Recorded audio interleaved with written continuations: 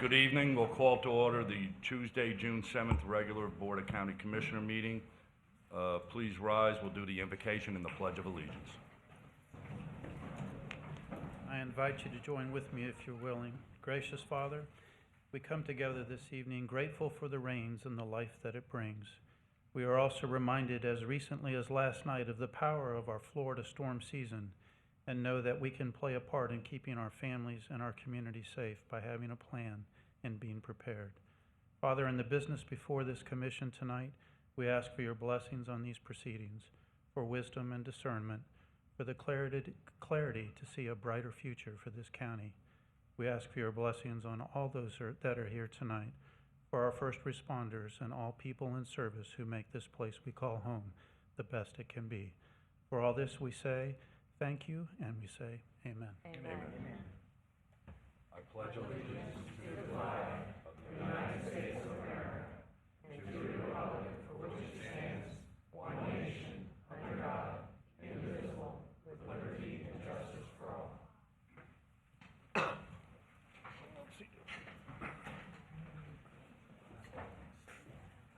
I now invite the public for any public comments that are not on the public hearing items. If there's anyone who would like to speak to the public, from the public about anything that's not on the public hearing, now is your time. Please come forward and identify yourself. Seeing none, I'll close public comment. Oh, hold on. Oh, we do. Please. I just didn't want to go first. Don't be shy. My name is Mark DeRosa. I live at 3143 South Indian River Drive. Good evening, and thank you for giving me this opportunity to speak. I'd like to speak tonight about housing affordability in St. Lucie County, and specifically the effect of property taxes on housing affordability. Here in St. Lucie County, we have the highest property tax rate in the state of Florida out of 67 counties. I've been speaking on this issue and educating the public about it on social media for several years now. The first few years, I didn't really gain any traction. The commission did not lower the millage rate. Last year, I co-created an online petition that asked the county to lower the millage rate by $0.25 for 4 consecutive years. We chose this amount because we thought it was a reasonable ask and it wouldn't result in drastic cuts in other parts of the budget and would be something the county could plan for down the road. This petition garnered some 1,200 signatures last May and is still circulating with 1,700 plus signatures. To the credit of everyone here tonight, you all listened and indeed did lower the millage rate by $0.25. A year later, we now have a housing crisis. Home values are up almost 30% from last year. Rents have risen at a similar pace. Insurance rates have nearly doubled for some people if they were lucky enough to not be dropped by their insurer altogether, which I just found out today that my policy was dropped. On top of all this, inflation is at a 40-year high, and the cost of living is crippling household budgets. People are finding out that between the rise in their property tax assessment and insurance costs, that they can no longer afford their mortgages. Many of these are retirees who thought they were buying their forever home in paradise. The numbers just came in from our property appraiser, Michelle Franklin. Due to rising home values, new construction, and reassessments from sales, the taxable value for St. Lucie County is now $29 billion, which is a 14% increase over last year. Surely the county does not need 14% more money than it needed last year, especially considering that with the new construction there are also impact fees. I sincerely appreciate the effort to lower the millage rate last year by $0.25, but I think this year the rate needs to be lowered substantially more to reflect current economic circumstances and give our taxpayers a much needed break. Thank you. Thank you.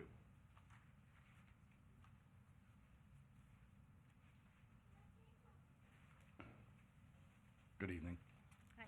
Good evening, County Commissioners. I'm Pamela McKnight. I live and own several acres on Christensen Road, south of Midway Road. I'm coming in front of you to please advise me what I need to do to get dirt hauled into my properties from the Ravina project. You did the mining permit, and it states that you cannot haul within 1 mile radius. So I just need your assistance. Thank you. Would you you like to speak? I can respond. I guess, Mr. McIntyre, are you wanting to purchase some of the dirt? I mean, I understand what she's saying. So, Mr. McIntyre, if she wants to purchase some of the dirt, can't she legally have the transaction with the builder and bring the dirt forward to her? Does planning have to comment on that? I know there's a condition in this, but I would think that if she needs dirt and he needs to get it out, it can be worked out. Well, I think the way I understand the mining permit exemption, we made it a condition to try to protect the neighborhood, really, from the traffic and all of that, that they couldn't do it within, I think, a mile is what was said. So in order to, if we were gonna try to release that condition, we would need to advertise it and make sure that the public had the right to come in and talk about it.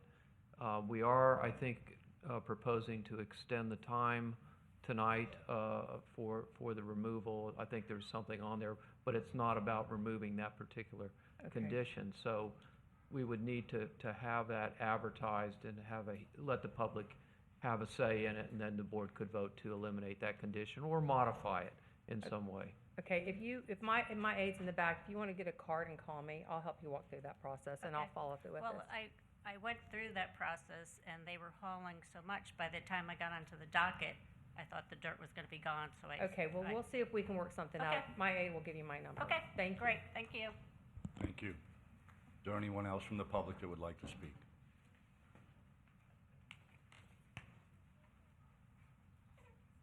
Good evening, Paul Shaw. I live in the Indian River Estates the past 30 years. As you all know, we had a nice rain last night here. At my house, I measured 4 inches under an hour. So what I want to say is here, just be really aware of the drainage things. Whatever you approve, site plans here and there, drainage. I tell you, the 35 years I'm in Florida, there's one thing that I'm very alert to is drainage. A couple of properties I bought, drainage always affect my properties, and it's going to continue to affect. I went out in the middle of this rain here because that's when I like to look and see what my warehouse looks like and everything that I own. I drive it and I see what's going on. And a good thing I did. Again, I learned a couple of things again here. So just in the future, drainage, runoff, whatever you approve, make sure it has a place to go to, because that thing has not solved. It's not any better. And in the River Estates, it's not better than 30 years. I'm in there for over 30 years. And you got a lot of improvements in there, but it's not any better yet. Easy Street was just about coming in. By the time I got back, 45 minutes later, there were parts that the water was crossing again. So, I just wanted to mention drainage. It's all about drainage here in Florida. So, whatever you approve, make sure we got good drainage. There's a couple of things coming up here. Actually, east of US 1, this place with 650 units. I got to find out where it is exactly. I know there's some developments that shift the water under US 1, west of US 1, and I have to see if that thing is near my warehouse, because I have some real issues, and I've been with Don West on my drainage thing for 10 years. He's gone now. I'm going to continue with the new guy. There's a couple of things that need to be fixed, and you don't let the water go east anymore into the savannas where it went for a million years. You're pushing it this way, but make sure you can go someplace and does not impact other people. So just want to create your awareness again. Thank you. Thank you, sir. Is there anyone else from the public who would like to speak? Seeing none, I'll close public comment. We'll go to item 5. I'll look for a motion to approve the minutes of the informal on May 10th and the regular meeting of May 17th. So moved. We have a motion by Commissioner Barth, second by Commissioner Townsend. All those in favor signify by saying aye. Aye. Aye. Motion carries. At this time, we have a proclamations approval, and this will be honoring FPR Local Control Christopher Flores and FPR Operational Supervisor Justin Boyle from the Treasure Coast International Airport. Those gentlemen here? I'll meet you over at the dais, and we'll have the young lady read the proclamation. A resolution honoring FPR Local Control Christopher Chip Flores and FPR Operational Supervisor Justin Boyle from the Treasure Coast International Airport who helped a passenger land a plane when the pilot became incapacitated. Whereas the Board of County Commissioners of St. Lucie County, Florida has made the following determinations.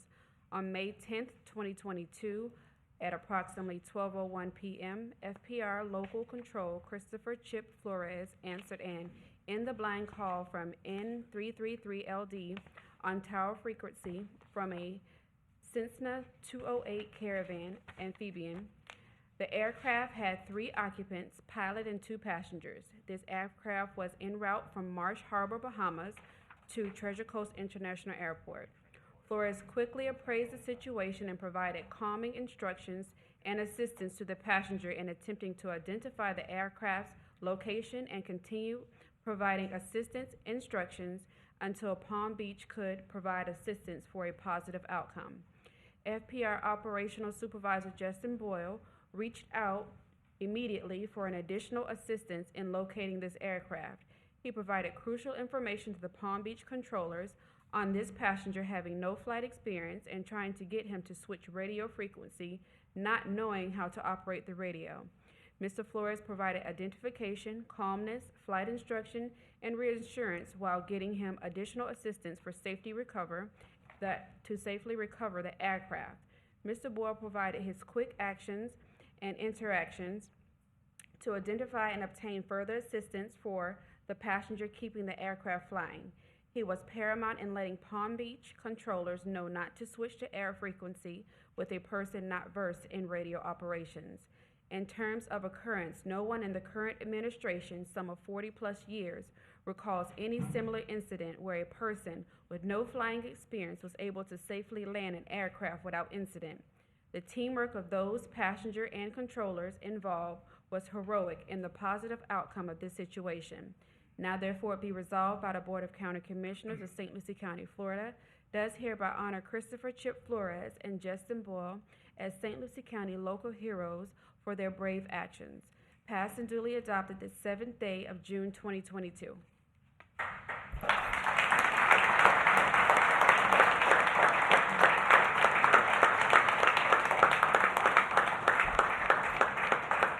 Before I ask for a motion to approve, I only have one word to say, and that's wow. There'll probably be a movie made about this, I mean that. I'll entertain a motion. to Motion by approve. Commissioner Bartz, do I have a second? Second. Second by Commissioner Zadowski. All those in favor signify by saying aye. Aye. Aye. Gentlemen, would you like to say a few words? Please. I'm Chip, and thank you everybody here. Thank you commissioners for this honor and for the recognition. And I just want to say it was a massive team effort, and it was a group effort between me, Justin, and all the controllers that keep you safe every day. Our compadres down in Palm Beach, they all helped us to get to this positive turnout. So I'm just thankful for the positive turnout, and thank you very much.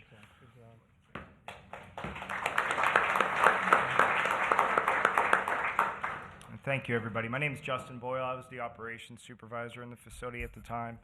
When you get a call like that, at least for us as air traffic controllers, we don't get nervous in a situation like that. We get locked in, and that's whenever we realize it's time for us to really get to work.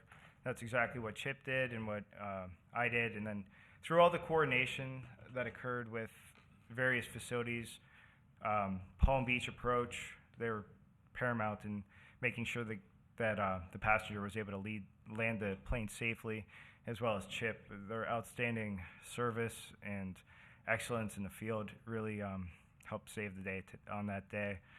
I really want to thank you guys, thank the county commissioners, and thank everybody here for the appreciation.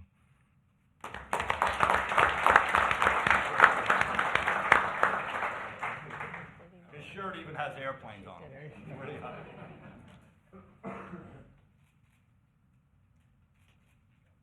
True heroes, man. Thank you so much. True heroes. Thank you so much.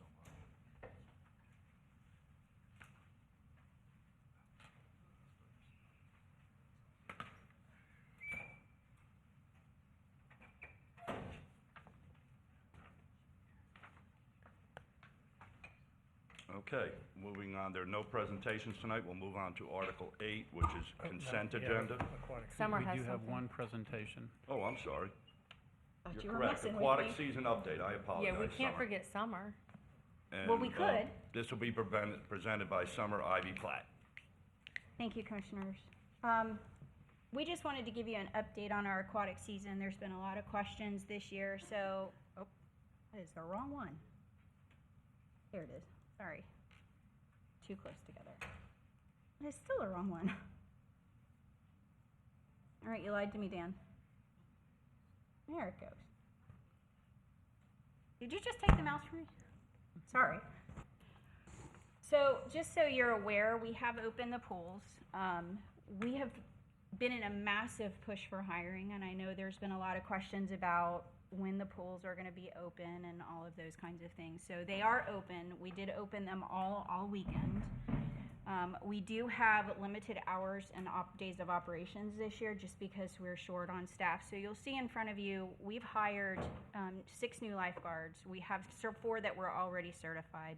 We have 11 that are certified lifeguards and instructors, and then 2 that are certified trainers and CPR instructors. So we have a total of 23. We have 11 vacant staff positions for just lifeguards. This is a nationwide shortage. It's not just in St. Lucie County or Florida. It's all over. I provided you with some documents that were from CNN and other places where it shows places like Texas, Pennsylvania, all over are experiencing this. There's places they're not even opening pools this year. We don't want to be in that position. We did send out to over 70 organizations the information, including retirees, veterans, anybody that we could think of. We sent the flyer that was created by the media department, which was very, very helpful. HR assisted us in redoing the pay rates as incentive because our pays were significantly lower than other organizations. So now that we've done all of that, we're starting to see it come to fruition where we're getting more people, but we still need staff. We desperately need anybody that's over 16 that can pass a swim test and wants to work part-time or even full-time at this point. So if anybody knows anybody that's over the age of 16 that would like a job, we have them available. As you can see the flyers there, you know, media did a wonderful job putting that together for us. It talks about our incentives, which are you get a raise if you return from one season to the next. You get a raise for each certification you get, water safety instructor, lifeguard. All of those certifications come with a raise. EMT certification. So we do have what I hope is a competitive package to, you know, get people in and to us. HR's helped us by getting that onboarding process done much faster than what we did last year. We did start early this year, but with trying to address the pay rates and all of those things, that does take time to get through. So once we did that and started hiring, now we are in the lifeguard training stages plus water safety instructors. We're finishing the class this week for our new lifeguards and our new water safety instructors. So by the end of this week, those 6, so with the exception of 1 who became ill during training and will have to be in the next class, 5 of those new hires will be lifeguards by the end of the week. There is a video attached to this. I'm not going to play it because it's going to play something first, but it is just, it's a video from Texas that will show you just how bad it is for their organization, and this is across the board. In Florida, most of what they focus on when they talk about lifeguard shortages are beaches. A lot of people don't think about community pools, but we are desperately in search of pool lifeguards. So if anybody knows anybody or if you have any questions at this time, I'd be happy to take them. Any questions from the Dives? No, ma'am. Thank you. You're welcome.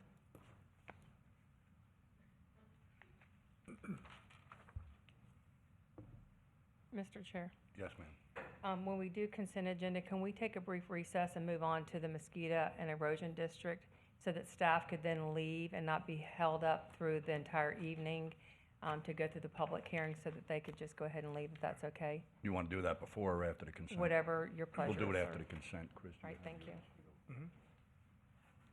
Okay, we're under 8A, Warrants Administration. Is there any questions or anything that would want to be pulled I just wanted to say, number 2 is, this item is related to the American Rescue Plan. And number 1 is also the reallocation. Does anybody want to pull anything for Motion to discussion? approve. We have a motion to approve by Commissioner Townsend. Do I have a second? Second. Second by Commissioner Zadowski. All those in favor signify by saying aye. Aye. Motion carries. All right, who's going to head up erosion? I will, because I'm vice chair. Thank you. I'd like to call the meeting to order for the erosion district. Is there any general public comment? Seeing none, we'll close it. We'll go back to item 3, approval of minutes. Move approval. Second. All in favor? Aye. Anybody opposed? There's a consent agenda for the warrants. Is there a motion to approve? So moved. Second. All in favor? Aye. Anybody opposed? There's no regular agenda. Is there a motion to adjourn? So moved. Thank you. We'll call to order the Mosquito Control District regular meeting on Tuesday, June 7th. Is there any general public comment? Any general public comment? Seeing none, I'll move for approval of the minutes of the May 17th meeting. Move approval. We have a motion by Commissioner Barth, second by Commissioner Townsend. All those in favor signify by saying aye. Aye. Motion carries. Consent agenda, we have warrants 32 through 34. Move approval. We have a motion by Commissioner Townsend, second by Commissioner Zadowski. All those in favor signify by saying aye. Aye. There are no regular scheduled items on the regular agenda. I'll entertain a motion to adjourn. So moved. Thank you. Okay. Moving right along.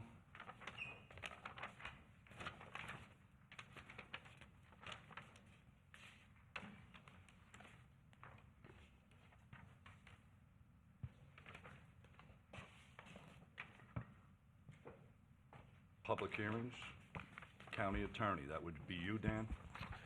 Thank you, Mr. Chairman. Actually, it's Assistant County Attorney Caroline Valentin. Hi, Caroline. Good evening, Chair and Commissioners. Caroline Valentin, Assistant County Attorney. Before you this evening is ordinance number 22-014, which amends section 22-95 of the code, which sets forth the membership and duties of the Affordable Housing Advisory Committee. The purpose of this ordinance is to increase the membership of the committee from 10 members to 11 members so that the committee would be composed of 1 commissioner, which is required by the Florida statutes, and 2 members, which would be appointed by each of the commissioners. We also took the opportunity to update the language in the code so that it mirrors the language of the corresponding Florida statutes. Notice of this public hearing was published in a newspaper on May 27th, 2022. Staff recommends that the board adopt ordinance number 22-014. Do you have any questions from the dais? Seeing none, I'll entertain a motion. Yep, it's public hearing. Oh, public hearing. Is there anyone from the public that would like to talk on this subject matter?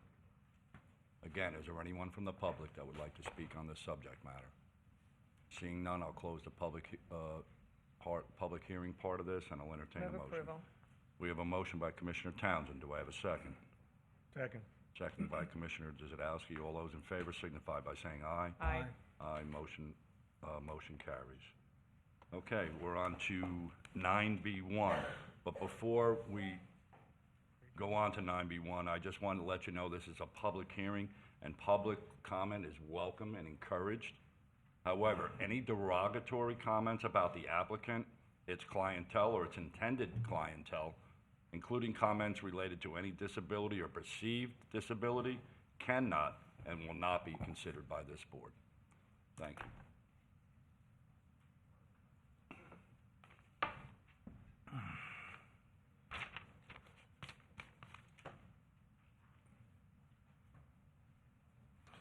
All right. Good evening, Chairman Mitchell and Commissioners. Benjamin Balser, Assistant Planning and Development Services Director for the record, presenting item 9B1. The purpose of this item before you tonight is to hear Mr. Andrew Hooper's appeal of denial of a reasonable accommodations request made by the Planning and Development Services Director, in which the applicant wishes to house 10 individuals within a single-family home located at 201 Southeast Bonita Court in Port St. Lucie. The reasonable accommodation procedures affords disabled persons equal opportunity to use and enjoy housing as provided for by the Federal Fair Housing Amendments Act and the Americans with Disabilities Act, both of which are incorporated in Land Development Code Section 710.30. Land Development Code Section 7.10.30.6, Reasonable Accommodations Procedures, allows for an appeal to be filed within 30 days after the determination on the reasonable accommodations request. The appeal procedures also identify that the Board of County Commissioners shall hear the appeal request. On April 7th, 2022, the Planning and Development Services Director mailed the denial letter to the applicant, and the applicant subsequently requested an appeal to the board on April 19th, 2022. The appeal request was publicly noticed in accordance with public notice requirements within St. Lucie County's Land Development Code Section 11.00.03, with an ad placed in the local newspaper on May 23rd. The appellant and the property owner were notified by the Planning and Development Services Director of the time, date, and place of the public hearing by certified mail. The standard for the Board of County Commissioners to apply is stated in Land Development Code Section 7.10.30, subsection 5, quote, "In determining whether the reasonable accommodation request shall be granted or denied, the requesting party shall be required to establish that they are protected under the Federal Fair Housing Act or ADA by demonstrating that they are handicapped or disabled, as defined in the FHA and/or ADA. Next, the requesting party will have to demonstrate that the proposed accommodations being sought are reasonable and necessary to afford handicapped or disabled persons equal opportunity to use and enjoy housing." On January 27th, 2022, Andrew Hooper submitted a request for a reasonable accommodation up for 2 people to a room, so 9 occupants and a manager, within a 5-bedroom, 3-bathroom, single-family home. On March 9th, 2022, the Planning and Development Services Director issued a letter requesting additional information necessary to process the request. The requested information was intended to assist in the determination that housing up to 10 individuals was necessary, either therapeutically or financially, as well as to clarify the discrepancy between the number of bedrooms and bathrooms identified on the submitted application, and to reiterate, that's 5 bedrooms, 3 bathrooms, and the number of bedrooms and bathrooms identified in the St. Lucie County Property Appraiser's records, which is 3 bedrooms, 2 bathrooms. The letter specifically sought information and supporting medical documentation demonstrating that the proposed accommodation in the request is therapeutically necessary to enhance the effects of the specific disability being claimed on behalf of the intended residents, and if the sought accommodation is necessary to make the operation of the property financially viable. On March 25th, 2022, the Planning and Development Services Department received a written response to the county's request for additional information. The response failed to provide the necessary documentation to demonstrate that the reasonable accommodation request was necessary either therapeutically or financially to house disabled individuals as defined by the Federal Fair Housing Amendments Act or Title II of the Americans with Disabilities Act. Additionally, the response did not include documentation, including records indicating any permitted renovations that would increase the number of bedrooms and bathrooms from 3 and 2 to 5 and 3, respectively. On April 7th, 2022, the Planning and Development Services Director formally denied the request for reasonable accommodation without prejudice because the county's permitting records do not include any permits to renovate the single-family structure to increase the number of bedrooms or bathrooms to what was represented on the application. Presently, the county is unable to determine if the residential structure complies with the standards outlined in the Florida Building Code, unless and until the structure is determined to comply with applicable building codes and permitting requirements. The county is unable to consider the request for reasonable accommodation. Additionally, the denial letter noted that beyond the discrepancy with the residential structure, the documentation provided failed to demonstrate that the reasonable accommodation request for up to 10 people was necessary either therapeutically or financially to house disabled individuals as defined by the ADA or FHA Amendments Act. Mr. Hooper is seeking to house 10 individuals in a single-family home, While Mr. Hooper provides a description of 9 individuals who may qualify as disabled or handicapped under the FHA or ADA, as well as 1 full-time manager, the documentation does not determine why it is therapeutically or financially necessary to house more than 6 individuals in a single-family home, which is what the code allows. Additionally, Mr. Hooper did not provide any documentation or permitting records to address the discrepancy between the number of bedrooms and bathrooms for the subject house. The decision by the Planning and Development Services Director was based on criteria provided in the Land Development Code Section 7.10.30 and the review and findings of fact of the reasonable accommodation request documentation. Staff recommends the Board of County Commissioners uphold and affirm the decision of the Planning and Development Services Director in denying the request for reasonable accommodation and adopt the resolution denying the applicant's appeal. That completes staff's presentation, and I'm available for any questions that you may have. Are there any questions from the dais? Mr. Chair, Ben, was it my understanding there were possible code violations at this property? Was that investigated? Yes, Chairman Mitchell, Commissioner Zadowski, we do have an open code enforcement case against the property owner for unpermitted work that had been done. This current reasonable accommodation request and application stays those code actions. So we're looking to process this appeal request, and then we will move forward with the code violation. Okay.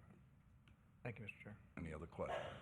This is a public hearing. Is there anyone from the public that would like to speak on this subject matter? I'm Andrew Hooper. Can I speak? Absolutely, sir. Come up there and identify yourself, please.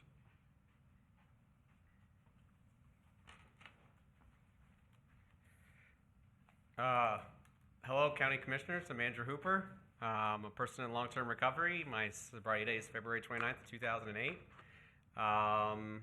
I specifically started the home in regards, it's named Sarah's House, as you guys saw in the applicant. My sister lost her life battling, drug addiction and alcoholism. And there was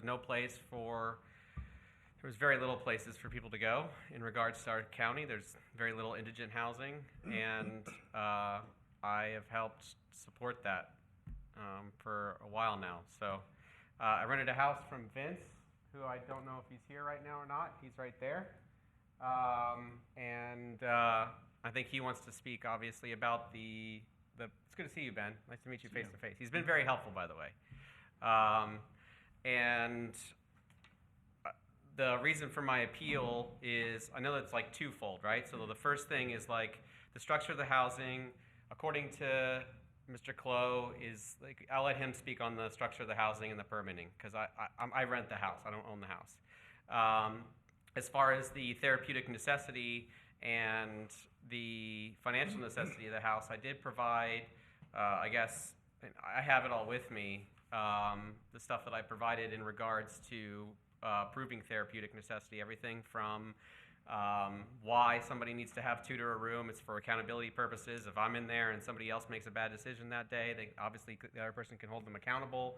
I too was in a halfway house that probably didn't have a reasonable accommodation back in the day, 14 years ago on Midway Road, done by Pastor Craig Bridgers, if you guys know who Craig Bridgers is. So I guess my plea to you all is like, my heart of hearts is just to provide a much needed service that I do to the county. I know I have residents in my house right now. They're on drug court, that are on drug offender probation, that are on mental health court, that are coming straight out of New Horizons, that are, and then you can ask, most people in our recovery community that I'm a pretty genuine guy that's like just trying to help. So any help I can have from you guys in regards to the documentation that I provided, and I asked that to Ben too, and that's why I'm here, is I just, whatever you guys want me to do, I'll do, and whatever regulation or restriction, I just don't want to tell, 9 people to go beyond, be homeless again, because they all came to me homeless. So that's kind of where I'm at right now with the plea. So I'll let Vince talk about the permitting. I think Mr. Zadowski wanted to say. I was just Oh, gonna ask sorry. you, you're asking for, I'm confused on the numbers.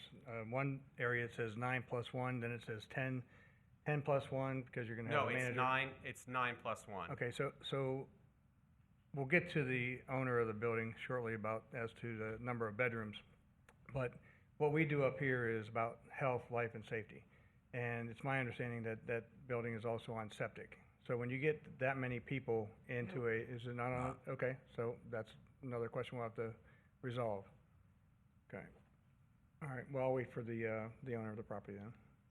Okay? Thank you, sir. Again, this is a public hearing. Would anybody else from the public like to speak on this subject matter? You come up to the dais, sir, and identify yourself. I think we have another gentleman also. Paul Shaw, Indian River Estates. You know, these uses come up, and I know they always struggle to get into a place. I'm sympathetic to have a place as such, but I do question whether a residential neighborhood, a single-family home, is the right place. You know, there are existing codes that permit only so many homes, and now you want to squeeze in 10 people, which you might get a different way now with the cost of rental property. I know houses there's 10 people living in there too, but I'm curious, maybe, I don't know if you're permitted to ask what the rent will be on this property, because well, then I'm asking maybe the person can disclose what kind of rent he will be paying here, because obviously it is for profit. It's a good deed that is happening here, but it's a business. So you're running a business in a residential neighborhood, and if you you know, if I can put in 10 people in my rental property, and I know there have been cases like that, and you charge $3,500, and probably Bracer and I had that argument with him last year, and he said, there's 10 people living there. I said, you know, maybe I'm not asking enough rent because I was complaining about taxes. But, yeah, you know, that is not a good idea to put in 10 people and then ask $3,500 for rent when there should be maximum 6 people. And that's, you know, sort of a separate thing almost here, but I want you to give some consideration here. That it is a business. It's being rented out. You know, if I can, hey, I rent out my house, I get this business running here with 10 people, and I'm going to get $4,000, or who knows? I don't know. Or is it free? Is it non-for-profit? Where's the good deed here, really? When you, other than that, places like this should exist, and they should have easily exist, but maybe not in this case. I don't know. Just some thoughts. Thank you, sir.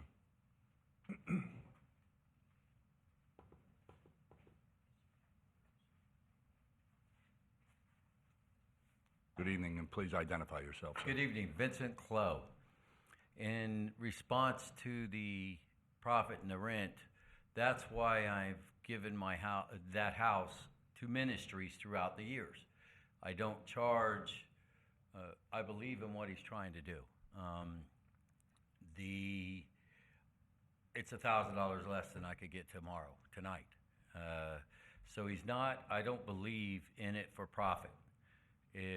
If I thought that, I would be charging normal rent. I've given that particular house to multiple ministries over the years. Good Samaritan, Plant a Seed, whoever's come to me and asked. The other question is, the big contention is a third bedroom or a third bathroom. And I bought this property about 15, 17 years ago. And it got wiped out in the 2004 hurricanes, and it sat vacant for over 3 years.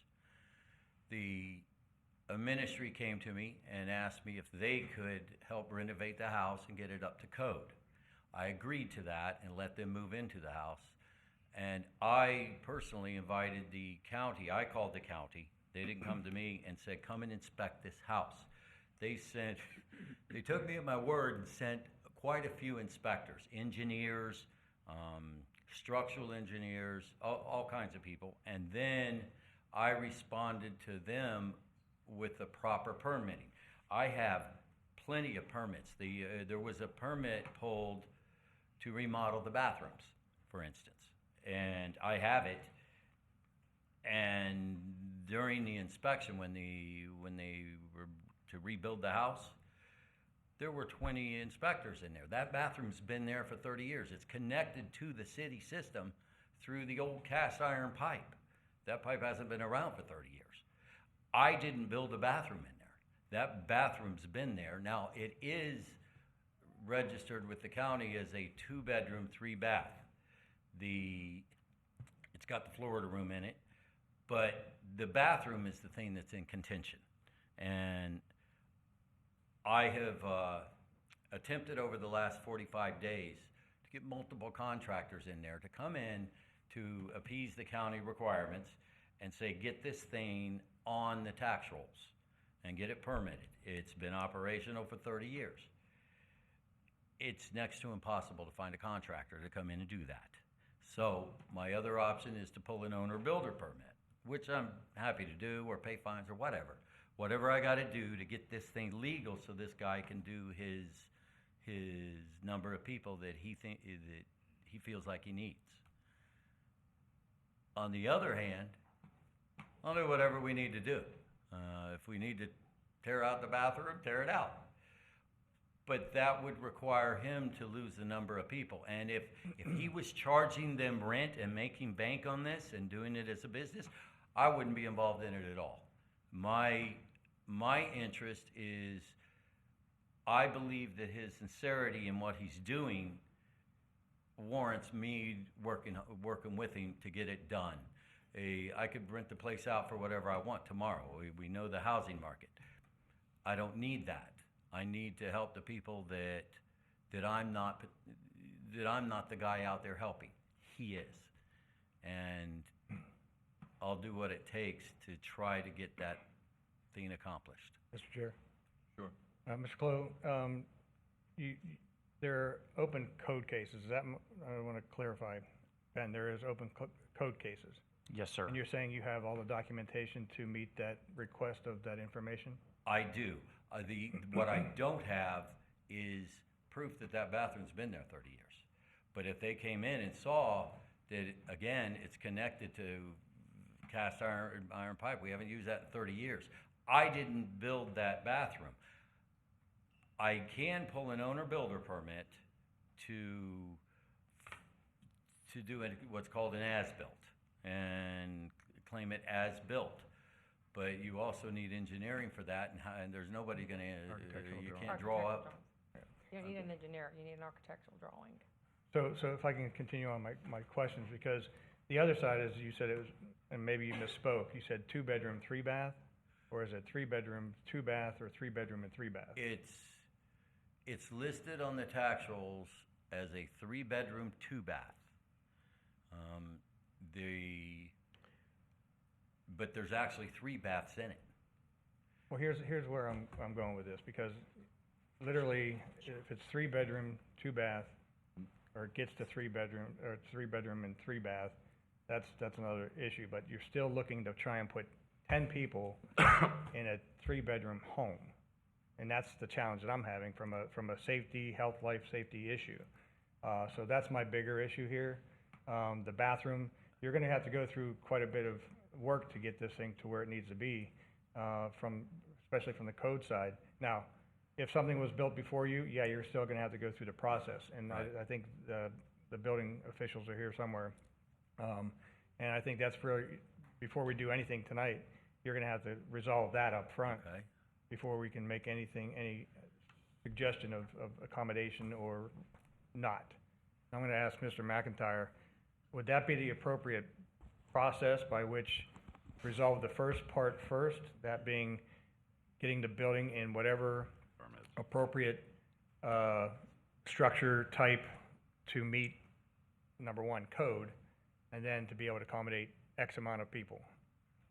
Right, it seems like that we would want to find out specifically, perhaps have our building official go out on site and actually review what's out there physically and what permits this gentleman has, and determine, where we are factually, whether, as you pointed out, it's not just the bathroom, it's the other 2 bedrooms, because, it's 2 to a bedroom, so there must be 5 bedrooms there if there's 2. Otherwise, it would be, if there's only 3 bedrooms, there would be more than 3 to a bedroom. So I think we need to get our facts together on that and find out what the status of the building is, and that perhaps is better served by the building official meeting with this gentleman, perhaps on site, to go through his documentation and actually physically examine the site. It may be that he has all the permits, but our records don't reflect that. It may be that it was properly constructed. We don't know that at this point. In the best case, that's, from this gentleman's perspective, that's one possibility. So, again, and the commissioners will weigh in, but right now, I think you gotta start with point 1, and that's the home. The property itself has to come under whatever the process is, and if you have all the documentation, that process should be relatively quick. And then the next part would be going back to planning and development services, building department, making sure that everything is straight, and to determine what exactly and how many persons can be in this building to be, again, back to life, health, and safety provisions. And then, can you kind of give me an idea about how long that would take, especially since none of that documentation has been made its way over to code as of yet? 'Cause that's what I understand anyway. And Chairman Mitchell, Commissioner Zadowski, just to clarify, we do have records of a renovation permit for a bathroom. That would be drywall, new cabinetry, and that sort of thing, and that might be what the property owner is referencing. We don't have any permits or any documentation for adding additional bathrooms or bedrooms. So I'm not familiar with what he has in his records. It's very difficult to give you an estimated time frame. But the item before you tonight is the appeal, and I would think that if you did make a determination on the appeal, that they would have to address the issues with the building and then go through the reasonable accommodations procedures again. That's why we denied it without prejudice, to allow for them to make application again once the building is taken care of, and there are specific code requirements that we have to abide by for reasonable accommodation requests. I don't know them specifically offhand, and I don't want to misspeak, but I think that would be the process. So, Mr. Clow, would you be amenable to moving in that direction? Because I think based on what I've just heard, we would have to follow staff recommendation, give you a chance to manage whatever is happening at the property itself, work with the building department. You say, you can have this thing Works for done. me. And then it gives the opportunity for the individual to come back for another request for accommodation if the property meets the specific elements necessary to meet code. Fair enough. Is there any other questions from the commission? I have a quick question. That sounds okay to you? I mean, I have That to look to sounds the building accurate, director and unless so on. Mr. McIntyre that's- has a different. Yes, I mean, we denied it without prejudice, has been stated, understanding that would give the applicant the opportunity to correct any deficiencies, and so that's consistent with what the staff Right. recommendation would be. And then just as we're sitting here having this conversation, just again, back to the number of bedrooms, the number of persons, that may not change in the future, Right. even if all the things are corrected. But I think what we should do is wait, deny it tonight, send it back to the system, you manage whatever you're doing with the property, and then start from there and come back forward. I think it's the clearest path to getting something done. Commissioner Bartz. I just had a quick question. Commissioner Zadowski, you kind of channeled this where it needed to go, and I appreciate that. But what I've heard over and over again is, all I'm going to ask you, Vince, is do you have 3 bedrooms or do you have 5 bedrooms? There's 3 bedrooms, but there's a big Florida room. Okay. So that would probably be where the extra bedroom came in. Well, that would Or only make extra 4. 2 bedrooms. That's possible. That I think we need to take, I need to get a county person right there at the site and go through what I have in permitting. I have 20 different permits for that property. And go through it and say, Vince, this won't work. Vince, this is good. And we'll progress from there. I don't need to,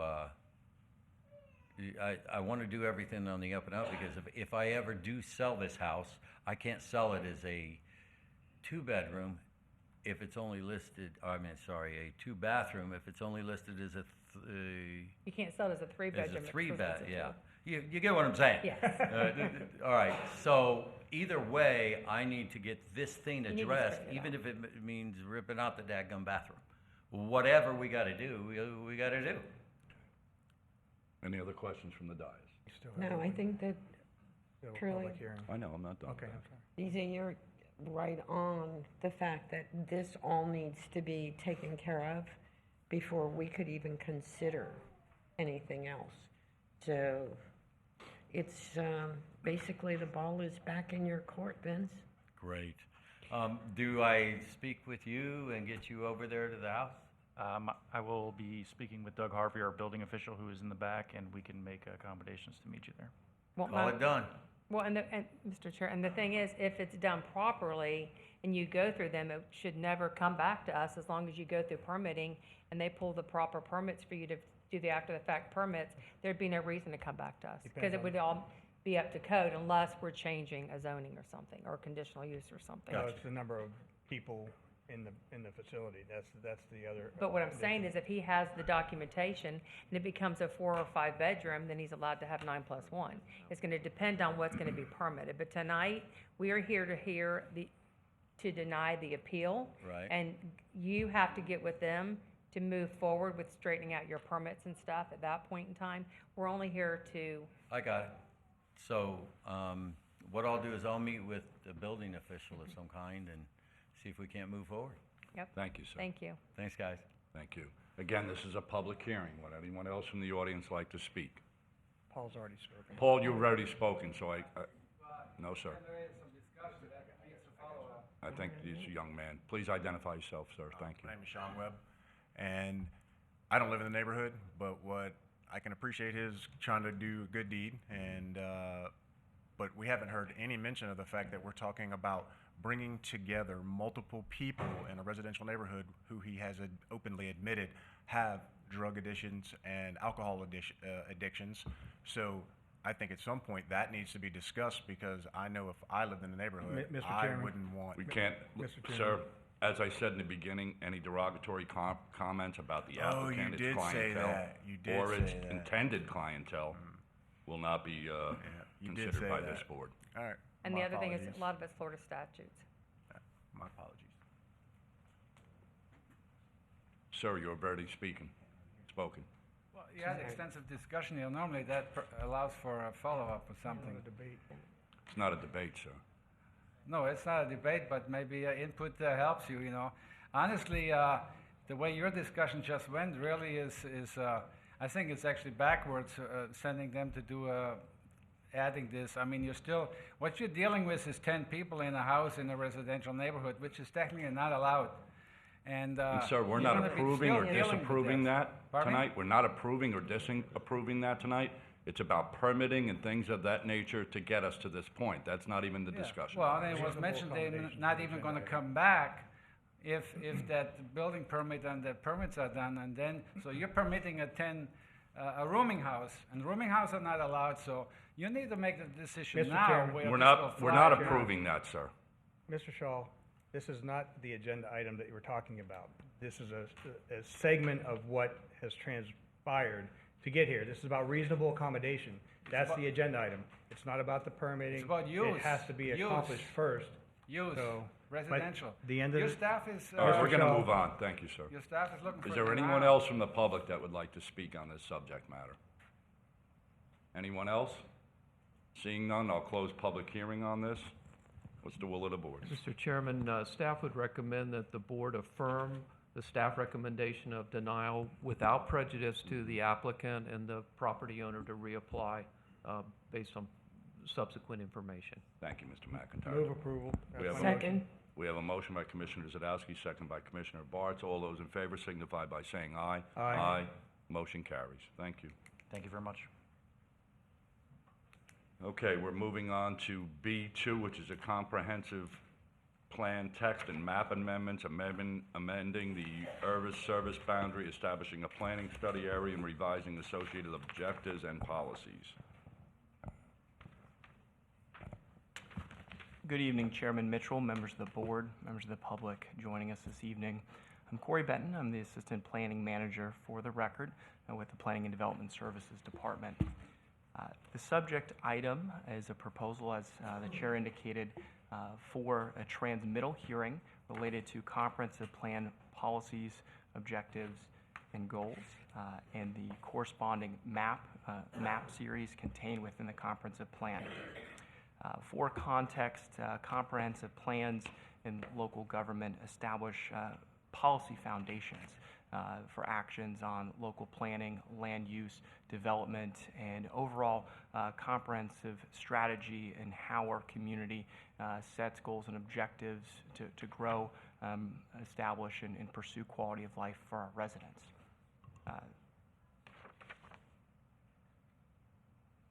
Public notice for this hearing was provided in our local newspaper, meeting the requirements of both local guidelines and Florida statute. It's noted, and we'll discuss the various recommendations of both staff and the Planning and Zoning Commission, but the public notice encompass the broader considerations for amendment to the comprehensive plan to ensure that the board's action this evening would have been outwardly noticed accordingly.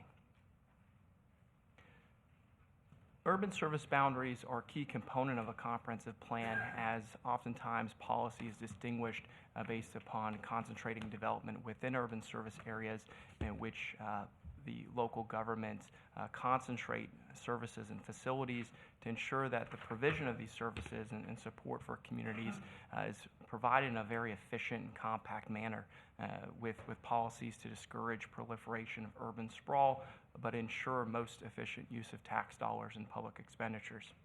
St. Lucie County adopted an urban service boundary in the 1990 comprehensive plan and has not been modified or substantially changed since that time. At the time the urban service boundary was established, St. Lucie County's population was just over 150,000 residents, and with the most recent 2020 census for St. Lucie County, we've documented nearly 330,000 residents in our community, representing over a 100% increase in population over that 30-year span. Accounting for growth and some of the community development that we continue to experience, this comprehensive plan transmittal hearing package contains two proposal components that this board has discussed at various informals over the last 12 months and has been evaluated by our Planning and Zoning Commission, staff in coordination with various stakeholders, corresponding agencies. This evening's transmittal hearing is a consideration of whether this board, as the policymakers for our community, would like to transmit this package in one form or another to the state of Florida, the Department of Economic Opportunity, the Florida Department of Environmental Protection, Florida Fish and Wildlife, neighboring jurisdictions, other agencies and stakeholders working on policy across the state of Florida to evaluate, provide feedback for returning a consideration by this board as to whether or not these policy changes should be adopted for the future of our community. The two proposal components include expansion of the county's urban service boundary along the South County area that would become effective immediately upon adoption to account for Port St. Lucie's western annexations, that area growth adjacent, and some of the proposed development areas, including the Oak Ridge Ranch PUD project. And part two would be to establish planning study areas, which would garner the initiation of a planning study launched by St. Lucie County staff in coordination with design consultants for the Middle and North County area, predominantly east of Header Canal. The comprehensive plan text amendment, coupled with this map adjustment, would establish policy for consideration of the planning study areas and future modifications to the urban service boundary to ensure there's adequate analysis based upon data, both quantitative and qualitative, because these are substantial policy decisions that affect the future of our community.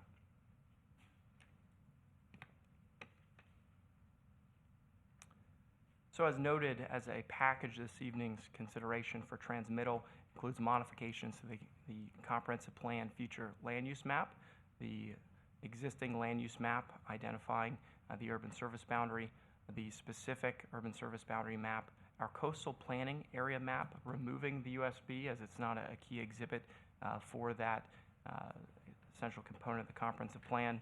And then as noted, the text amendments to modify objectives and policies related to evaluation of the urban service boundary, cleaning up some language and nomenclature in the comprehensive plan, then creating policy 1.1.6.13, which is that criteria for considering future expansions to the urban service boundary that staff will spell out further in this presentation.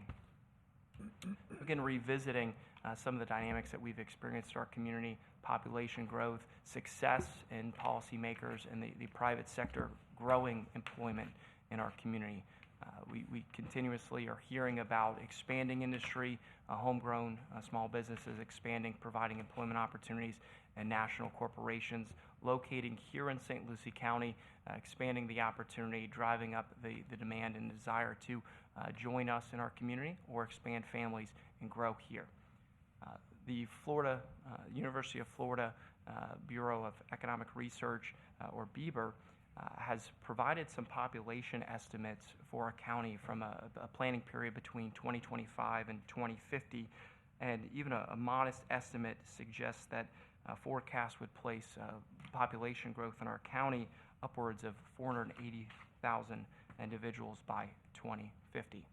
So St. Lucie County, as a planning arm in collaboration with the Transportation Planning Organization, the St. Lucie County School District, and those collaborative teams are constantly considering how this population growth is encountered in our policy, our investments of public dollars, and how we try to provide a sustainable future for that either incremental growth or expansive growth during some periods of time. So as noted in some of the local studies conducted by the Transportation Planning Organization, the population growth percentage planned or anticipated between 2015 and 2045 is at 79%.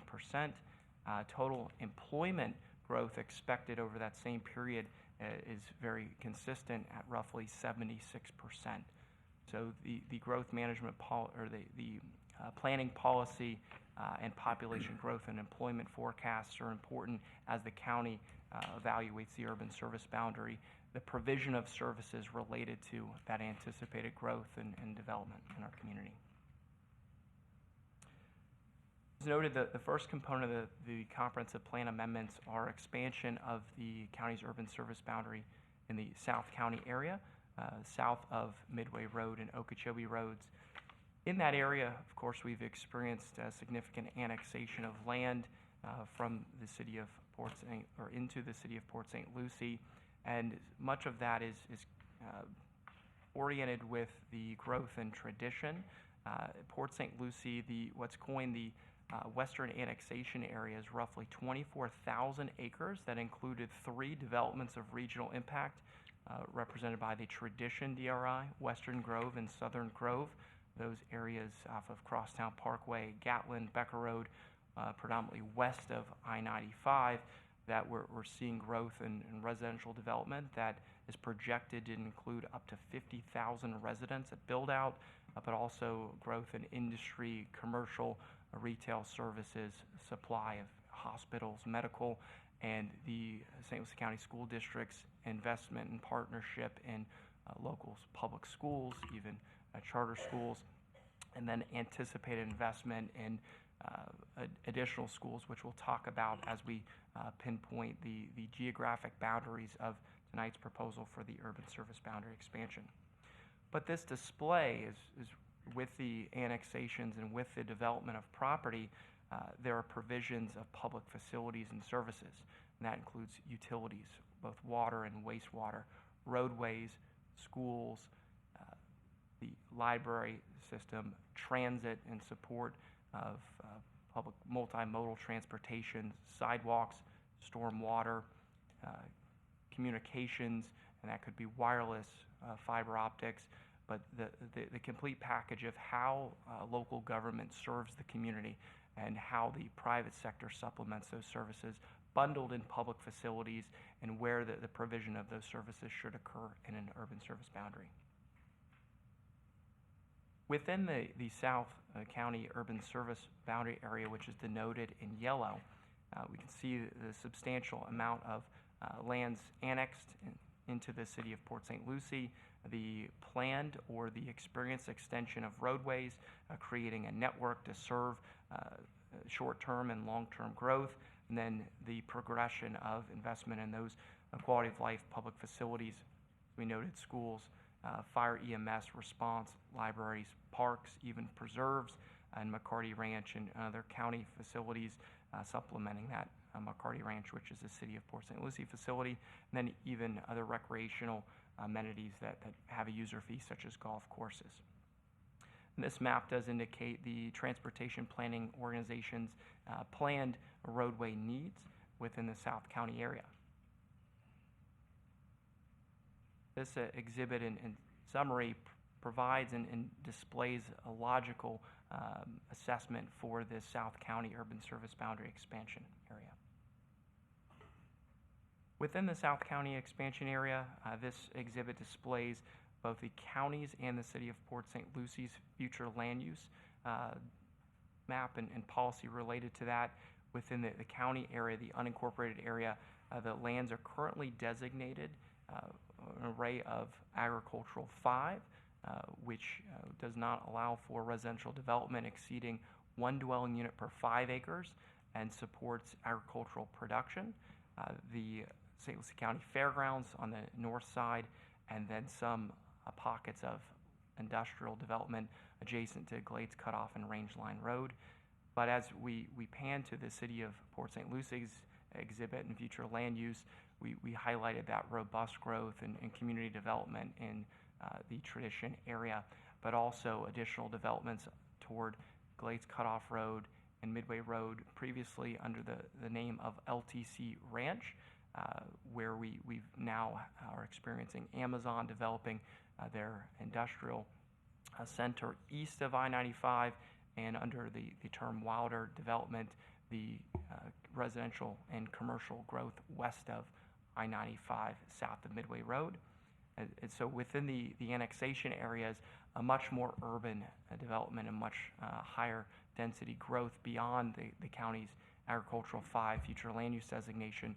Therefore, with this urban service boundary expansion, there will be the policy contemplation and a shift in adopted policy as it relates to lands that would be located within the urban service boundary to accommodate additional growth and hopefully a more compact form, building off of the immediate investment in those extension of roadways, public facilities, schools, and libraries that we discussed, but then with that new growth within the urban service boundary, as we talked about earlier this evening, impact fees and other policy provisions that local governments have in place to ensure that development continues to provide for the well-rounded services so we maintain a sustainable quality of life and what planners coined a level of service that residents, visitors, and tourists come to expect here in St. Lucie County.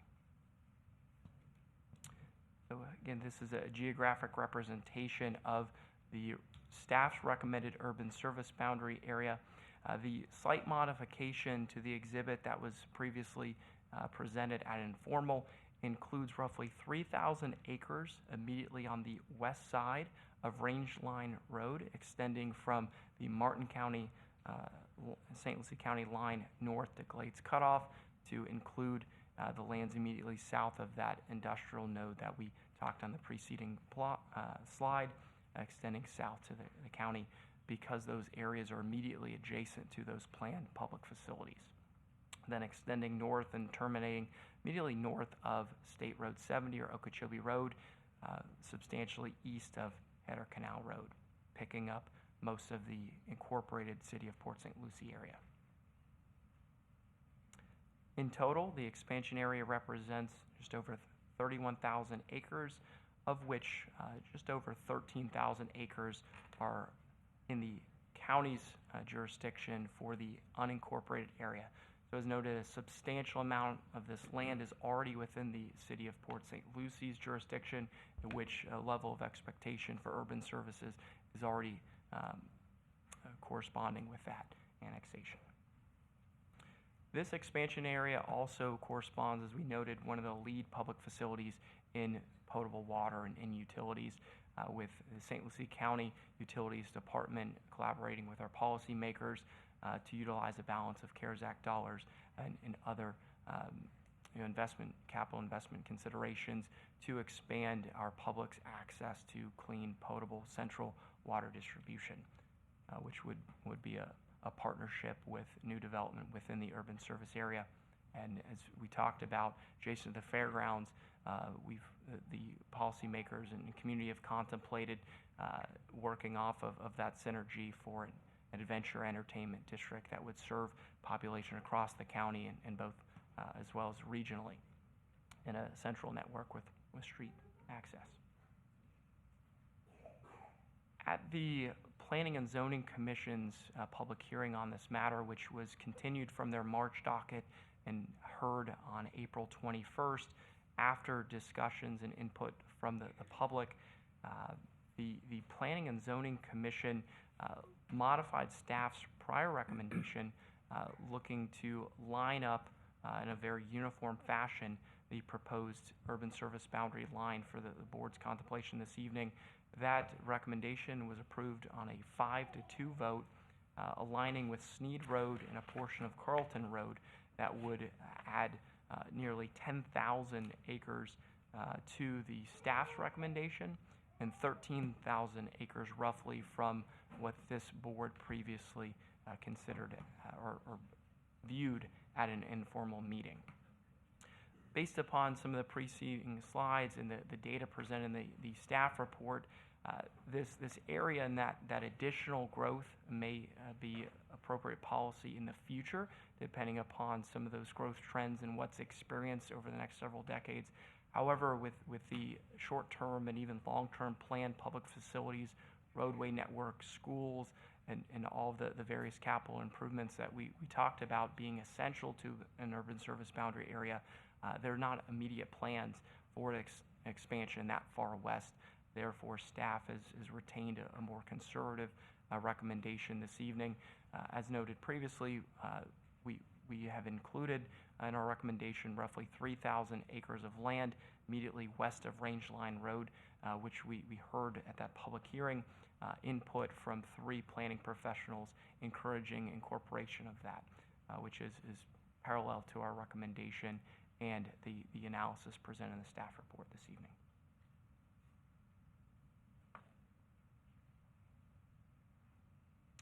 The part 2 of the comprehensive plan amendment package this evening includes the planning study area.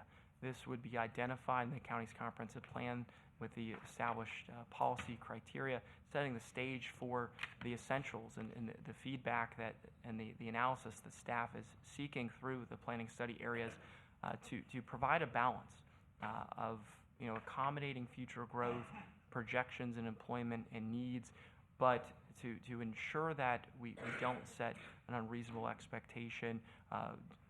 There's not a support for urban sprawl or unplanned growth outside of our urban service boundaries, and to ensure that alignment of policy is considered with the additional expansion of the urban service boundary. The 2 distinct areas first I identified on screen in yellow is roughly 15,000 acres, coined the North County Exploration or Study Area. That's north of the Florida's Turnpike, east of an alignment with Header Canal, adjacent to Indrio Road and the I-95 interchange, where we understand there will be growth pressures in the future as some of the transition in land uses from former agricultural and citrus operations turn to employment, residential development, and other community development.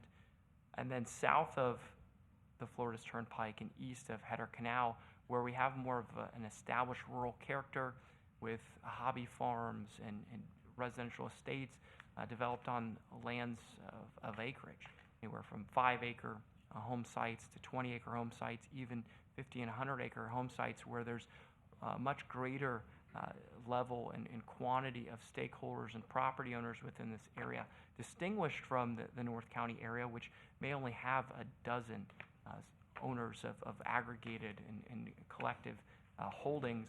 This area needing a more refined policy and planning study area approach to consider the demands and the asks of residents for future public facilities.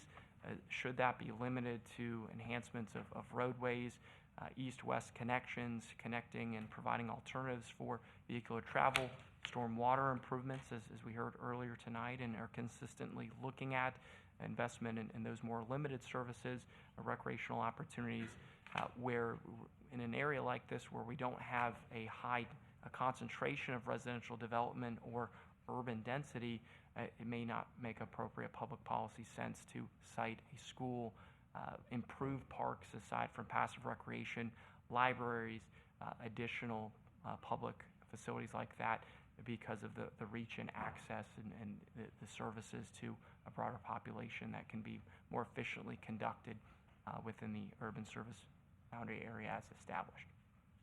So the planning study concept builds upon proposed criteria as displayed on screen that with the assessment that staff is recommending be completed in alignment with the county's comprehensive plan valuation appraisal review, which would come up with a notification deadline in October of 2024.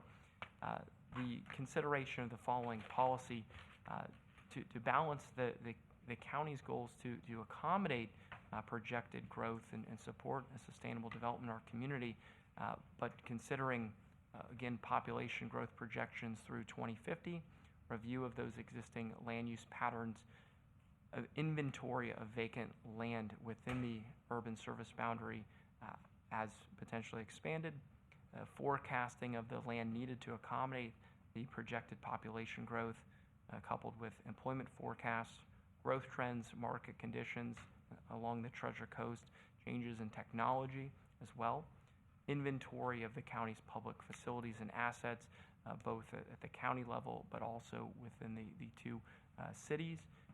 St. Lucie Village not largely being affected by this set of comprehensive plan amendments, but then also reviewing the infrastructure needs, the capacity of that infrastructure to support it, and then the consideration of funding sources and needs to support it, but also ensuring that there's an inventory and consideration of lands in our county that should be protected from encroachment or impacts of urban development, ensuring that we preserve as a community natural resources, rural communities, and agricultural uses that are so vital to supporting food both in our county but across the region, state of Florida, and even the eastern United States.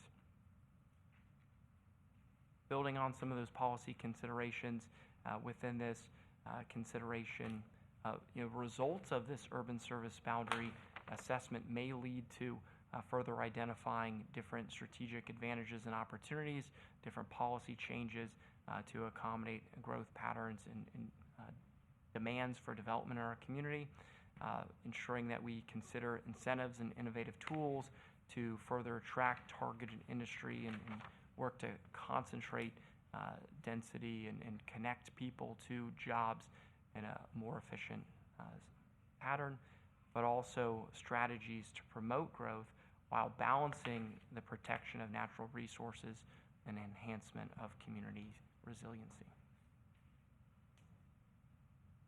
One exhibit entered into staff's package for this evening and presented on screen is a comparison of St. Lucie County as a whole, our current adopted urban service boundary, the policy modifications presented this evening for transmittal with the South County Urban Service Boundary Expansion, the planning study areas to the north in comparison to the neighboring jurisdictions of Indian River County and Martin County to the south. In comparison of some of those county boundary lines where they've adopted and maintained policy for urban service areas in comparison to consideration. Most notably, again, with Port St. Lucie's substantial growth over the last 2 decades, their annexations west, which is parallel to the county's urban service boundary expansion this evening. Noted previously, the Planning and Zoning Commission's recommendation supported the planning study areas and support policies to allow for strategic consideration of whether the urban service boundary north of Midway Road in Okeechobee should be modified and the policy associated with that, as well as the urban service boundary expansion in the short term in South County. Again, staff's recommendation is the option 1 published in the staff report as described this evening, which would extend west of Rangeline Road in a much more conservative manner with roughly 13,000 acres of the unincorporated St. Lucie County area being brought into the urban service area, the remainder accounting for Port St. Lucie's annexation and western extension. This recommendation is corresponding with analysis of our comprehensive plan, consistency with that comprehensive plan and Florida statute. Staff is available for any inquiry of that lengthy presentation and detail provided in the report. Thank you, Corey. This is a public hearing. Would anyone from the audience like to speak on this subject?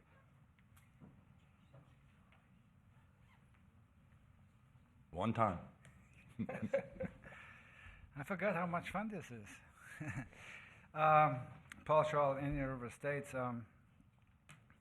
You know, being a realtor and selling land and stuff, obviously, I should just sit down.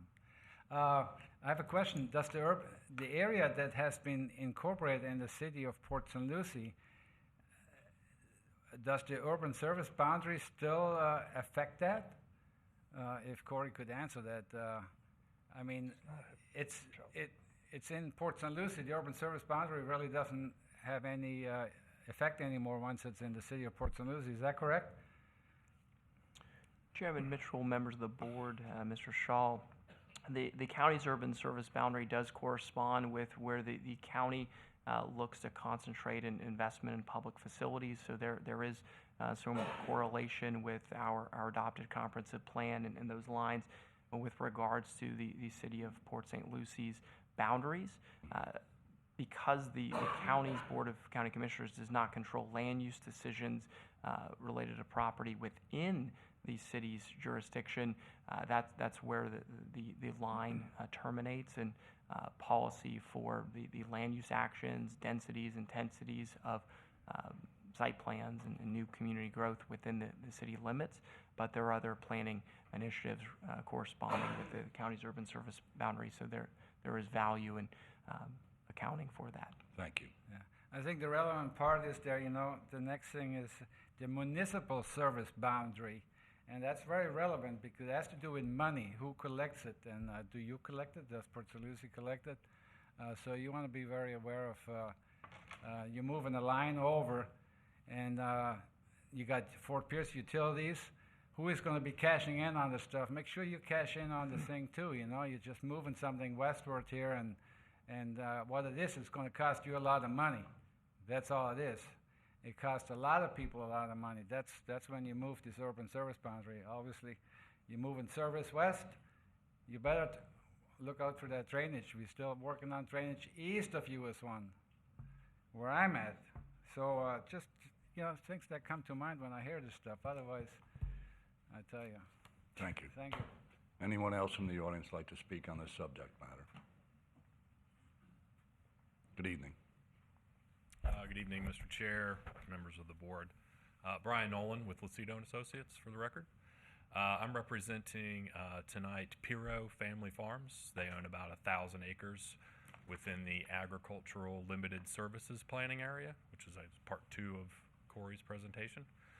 The Piros have a long and storied history in farming. I think they're the United States' largest producer of green beans and peppers.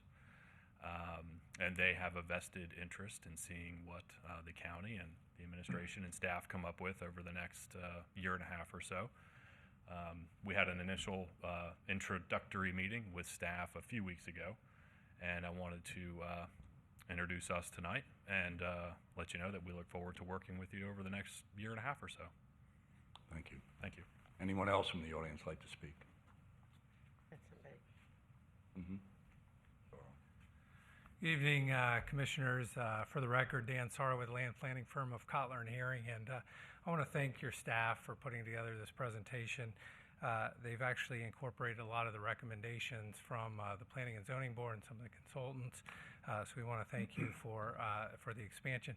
I would like to suggest, though, that there's already been a planning study that's been done by South Florida Water Management District back in 2007. And as we continue the dialogue with your staff, there was a wastewater and water plan put together. In that area off of Indrio Road, it was anticipated to have a 40,000 citizen population in 2020, and in 2025, 60,000 residents were anticipated to be in this area. A lot of DRIs, a lot of development. So as we look forward to discussing that planning area study with your staff, and we'd like to share some of that information. So thank you for your consideration tonight. Thank you. Any other people from the public want to speak on this subject matter? Seeing none, I'll close public hearing and I'll open it up to the board. Mr. Chairman, Corey, can you go back from the last slide, go back 2, I think, or maybe the 3rd slide from the end? I was listening to your presentation, and I got a little concerned with the phase 2, or the northern section, where you made the statement, and you can correct me, but what I took from the statement was text amendment language is being inserted to make adjustments to that area of the urban service boundary. So I have a concern about that, and if you can tell me what that means, is one, because through all the meetings we've had on this, informals, et cetera, education components, we're hearing from the development community, they have a significant interest, knowing that the TVC exists in that portion of the county. We have made some changes to the TVC over time to make it more acceptable for today.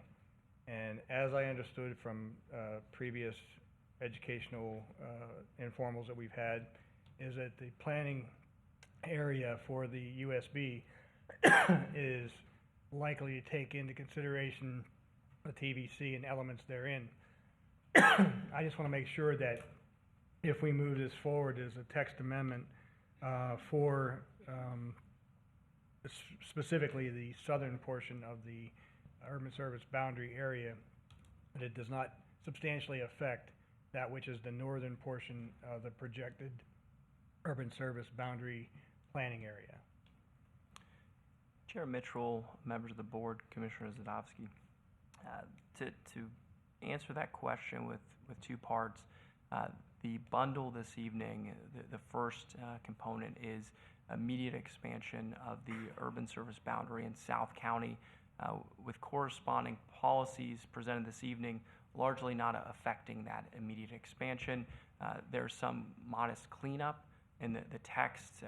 There's references to an urban service area and a boundary and areas and plural nature, to where it looks to consolidate it and simply refer to that USB or urban service boundary.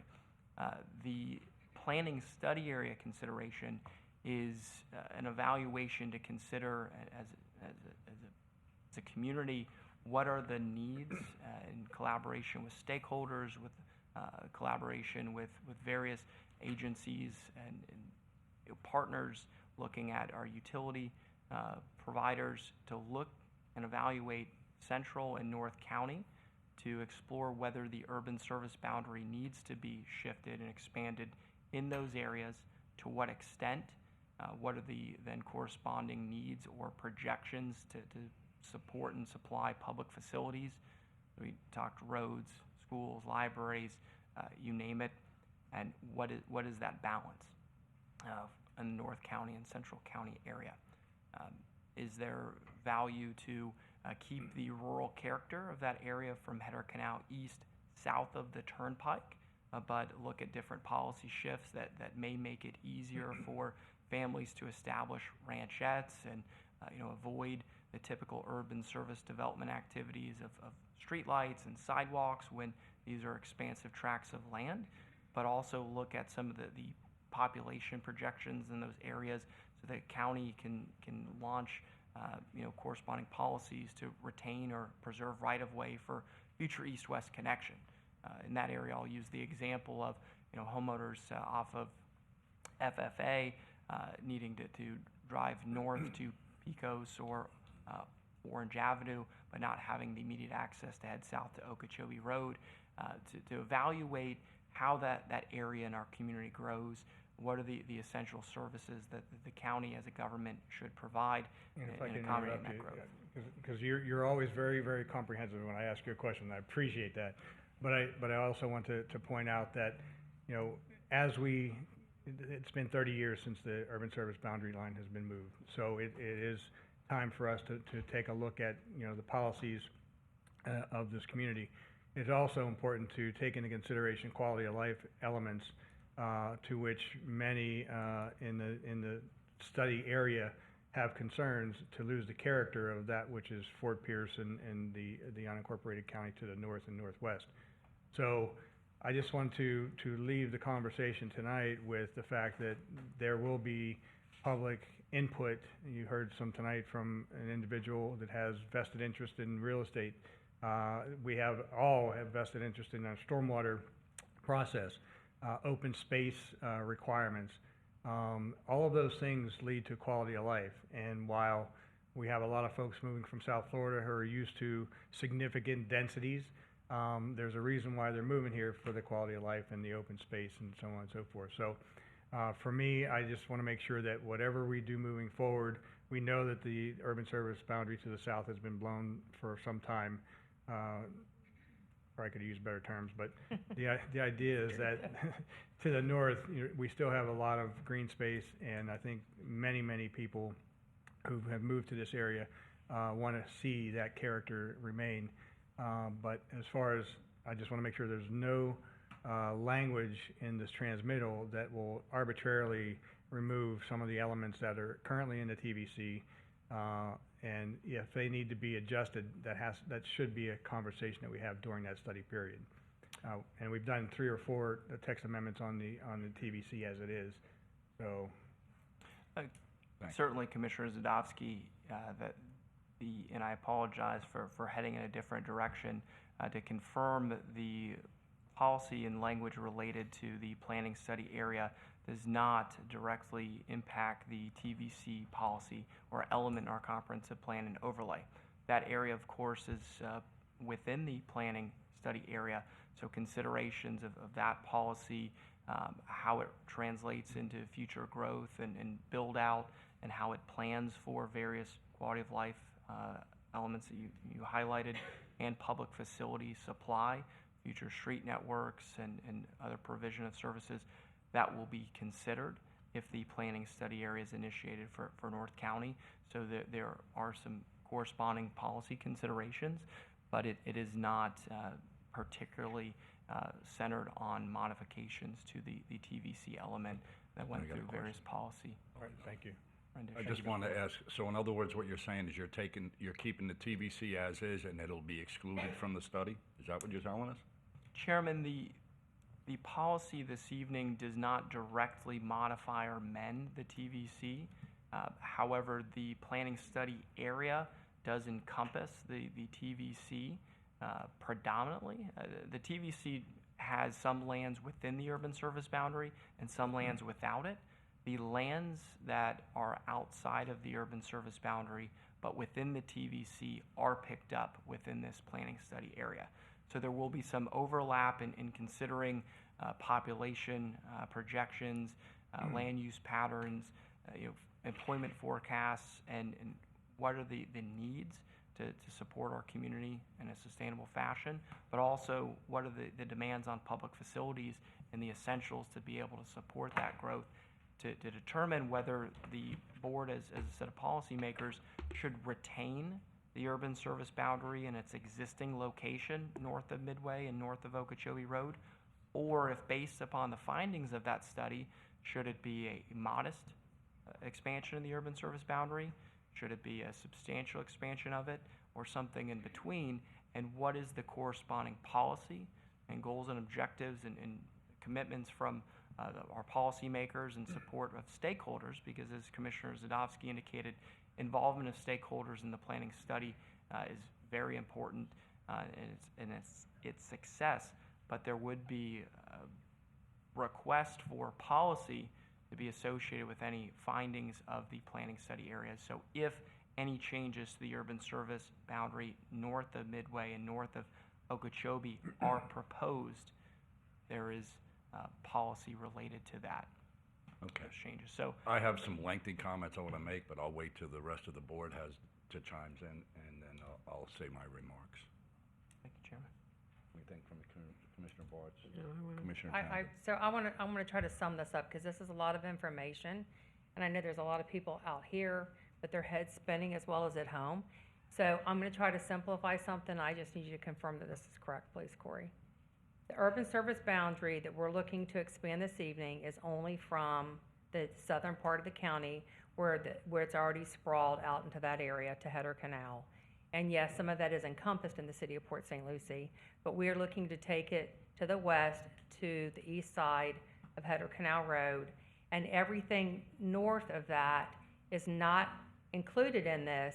That's coming back, it's being studied, and if there will be any changes to the urban service boundary north of this area, that's for another date and another time, correct?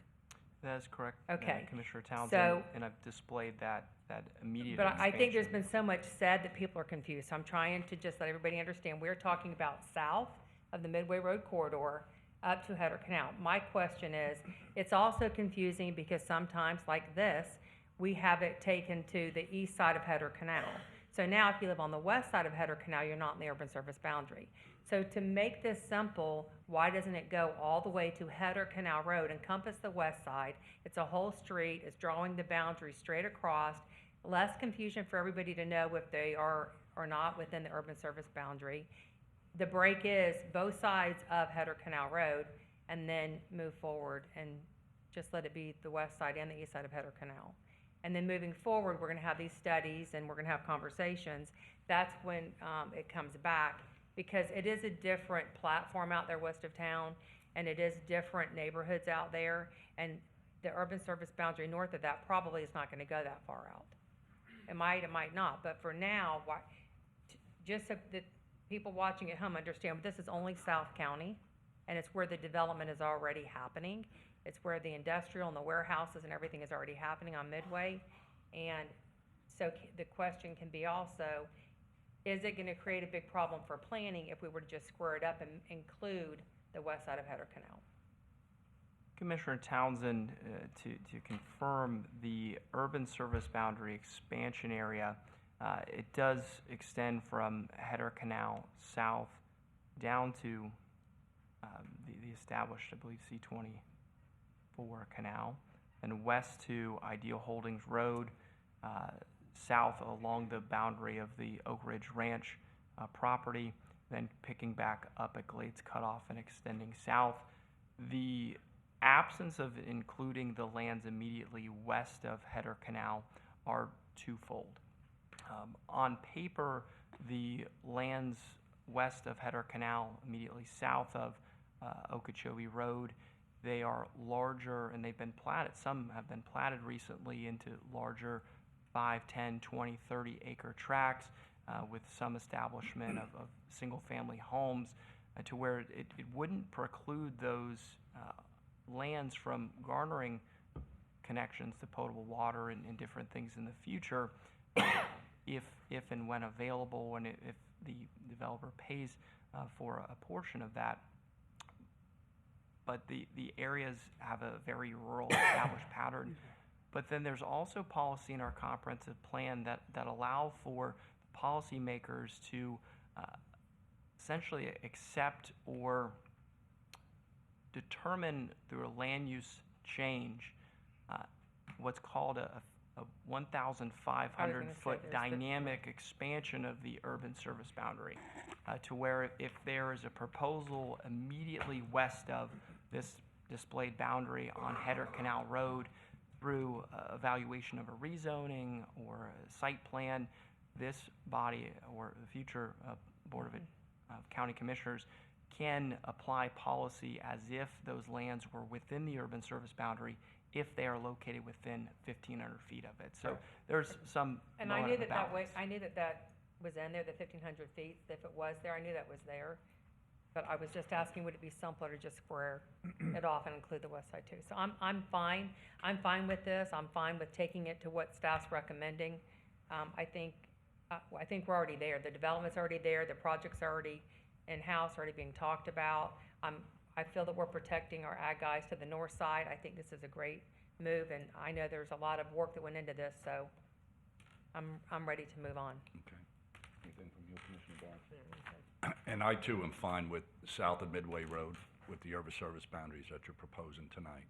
But the purpose of us studying the TVC area to the urban service boundaries is twofold. One, you extend services to accommodate additional density for growth to the west, and two is you control urban sprawl, highest and best uses of services. These things have already been satisfied. Services are already in place outside the urban service boundary to I-95.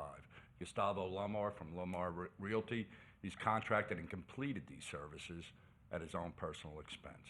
The TVC addresses urban sprawl by clustering high density areas for allowing open space, greenways, and blueways. The greenways connect the entire TVC area to the more sustainable lifestyle. This eliminates the need to drive from one area to another, whether it's shopping, attending school, entertainment, enjoying the open space and advantages of community gardens, allowing for healthy alternatives in walking, biking, cart paths, golf cart paths, and creating a neighborhood environment, a true sense of place. The blueways are strategically placed throughout the TBC area, connecting and cleaning the waterways through natural filterization, cleaning the water before it reaches the Indian River Lagoon, with a bonus of recreational water element to the community. What happens upstream affects what gets dumped into the downstream. The TBC is an award-winning plan that took years to create, thousands of hours by residents through input through charrettes, including the Treasure Coast Regional Planning Council, professional planners, and community leader engagement. The cost of this plan far exceeded hundreds of thousands of taxpayers' dollars, ensuring the future of North County would address the common negative consequences as building as usual, leaving the ongoing cost of development on the backs of the taxpayers after approving PUD after PUD to accommodate the highest profit margin, in my opinion. The North County study area was chosen specifically because of the vast undeveloped land that we have, with the foresight as a county that we can do better from past development patterns that we see in the South and so many of the unintended consequences to the detriment of our quality of life and cost to our residents. We have a plan, and the developer is ready to submit for final site approval for a town encompassing 838 acres, which will include relocation of a manufacturing company on site, and it'll create over 300 permanent jobs. A pre-application has already been submitted for a village, Artesian Garden Village, which is inside the urban service boundary. The TVC is alive and well and moving forward as the market drives it. And if you could take out the TVC on your study, you want to do a study, well, maybe we should wait till the next census. But we're going to spend a lot more taxpayer dollars to do another study when this is already in place with TVC. And those are my comments. Mr. Chairman, move approval staff recommendation. Mr. Trevor, I need a confirmation though, but the approval you're making has nothing to do with the TVC study. That's a whole different conversation moving forward, correct? You're moving approval of the South Urban Service, yeah, okay. Well, it's Second. the whole staff recommendation, which Right, includes the the staff study going recommendation, forward. right, second. Madam Secretary, call the roll. Commissioner Bartz? Yes, ma'am. Commissioner Townsend? Yes, ma'am. Commissioner Jazowski? Yes, ma'am. Chair Mitchell? I'm going to give you a no, and I'm going to give you a reason why. If TVC was excluded from the study, I'm fine with it. But if you're going to spend more taxpayer dollars on something we already have in place with TVC, then I oppose. Thank you. Okay, number 30. Thank you, Chairman, members of the board.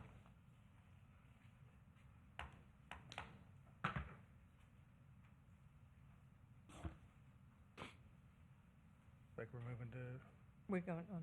3. Yeah, well, this is a B3. public hearing. Did anybody else, we already closed We already that did part. that. We're going on Thank to you. the next thing. All right, well, we're moving on to 9B3, which is a Ravinia PUD.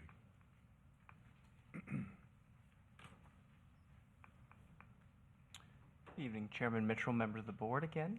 I'm joined up here by Patrick Dyan, the Public Works Director, to present the proposed petition for modification of Resolution 2022-003 related to the Ravinia Land Unit Development Mining Permit Exemption. As previously presented to the Board of County Commissioners and on display this evening, the subject site is situated south of Midway Road, east of Christensen Road in our county, was approved several years ago for development of a single-family residential community, roughly 150 home sites. Part of the development proposal for this project corresponds with digging of stormwater retention detention ponds and other lakes that have resulted in excess fill. That's not part of the design plan. Therefore, the developer, with prior approval from this board with restrictions and a duration of time, has been moving the fill the material from the site in a defined haul route manner with those restrictions. Here's a snapshot of the approved site plan to be developed in 2 phases. Phase 1 under predominant completion at the moment, and Phase 2 under construction. The design generating that fill needing to be hauled as noted. The Board of County Commissioners at their March 1st meeting approved the exemption as noted with various restrictions. The application this evening is to extend the duration of those hauling activities, allowing the developer to complete the removal of excess material. Some of the timeline constraints, I understand the applicant experience were related to access to CDL or truck drivers to move the fill, some of the limitations of hours of activities, avoiding conflicts with school buses and other community commutes, limited the ability to move the material within the previously provided duration. As noted in the prior approval, there are direct restrictions on the proposed haul route for this exemption. Patrick, would you like to highlight some of the recommendations this evening? Yes, thank you, Corey. Good evening, members of the board. Chairman Mitchell, again, Patrick Dyan, Public Works Director for the record. As Corey was indicating, this is a previously approved subdivision with a previously granted exemption from the mining permit. The haul route limitations specifically limit the trucking onto arterial roadways, and they do limit the use of any local roadways within 1 mile. That was a provision that was primarily brought up by resident concerns of cut-through traffic. So that was put in place to avoid that possibility by the developer. Haul times were limited from 10 a.m. to 6 p.m. Monday through Saturday, primarily to avoid conflicts with the school busing pickup locations along Midway Road. We see now that the school is out of session that no longer is a constraint. So this application seeks for some relief on that. As indicated on this slide, there is a bond that continues to be held in place for roadway damage due to the hauling. The timeline originally provided were that a 30-day grading and stabilization, which is chiefly complete on site, would be provided, and a hauling operation duration of 90 days. So the applicant is seeking for relief on two fronts. One would be a relaxation of the start haul time from 10 a.m., backing that into a 7 a.m. start. Again, we don't have the same provisions of conflicts with school bus stops. That is the reason behind the original restriction, so we're seeking the board's approval of that. Furthermore, we're asking for another 90 days to complete the hauling route. As Corey mentioned, there were some other constraints that the developer incurred with respect to getting CDL availabilities and trucking companies. With that, that would have taken, with the original expiration date of the original 90 days, it was last Friday, so that would be the 5th of June. The 90-day extension would have provided for October 4th. We're suggesting that that be extended to the end of the calendar day for that month, so October 31st would be the termination of the window for the hauling.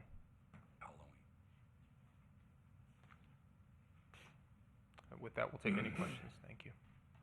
Any questions from the dais? The only question I would have, once school starts again, that time will change, correct?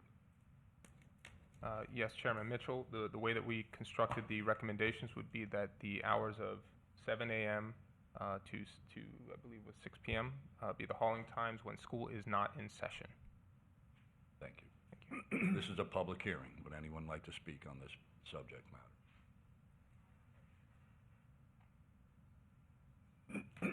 Seeing none. Move approval. We have a motion by Commissioner Second with Townsend. a question, actually.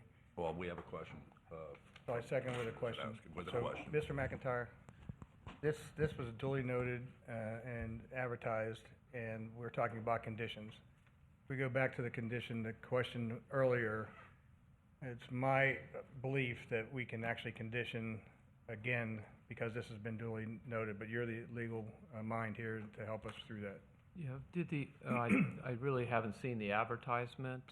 Did it specify the types of conditions, or was it more generic in terms of modifying conditions of approval?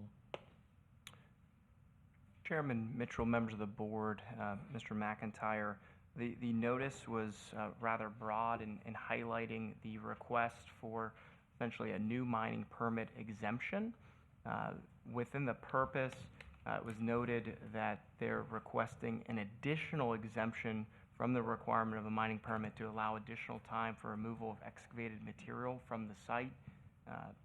And so it was noticed broadly, and as represented in the staff packet, this would be a new resolution and effectively a new mining and hauling exemption permit. It was noticed for this evening's public hearing with a sign posted on the premises, mailed notice, as well as a display ad in the local newspaper. And so, Mr. McIntyre, it's my understanding through emails that the individual who came before us earlier had made requests of that delivery. And as part of the conversation, it was suggested that somebody could actually go from out west and bring 3 trucks or however many truckloads of material and drop it off, and that would be okay.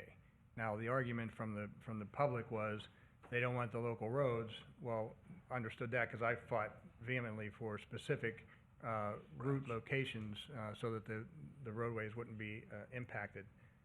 But it's my understanding that the property in question that wanted the fill, okay, there they are, literally would be across the street.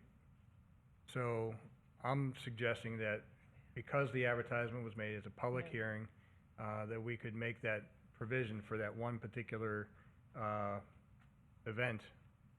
But again, I want to stay within the legal bounds of our advertising and notice.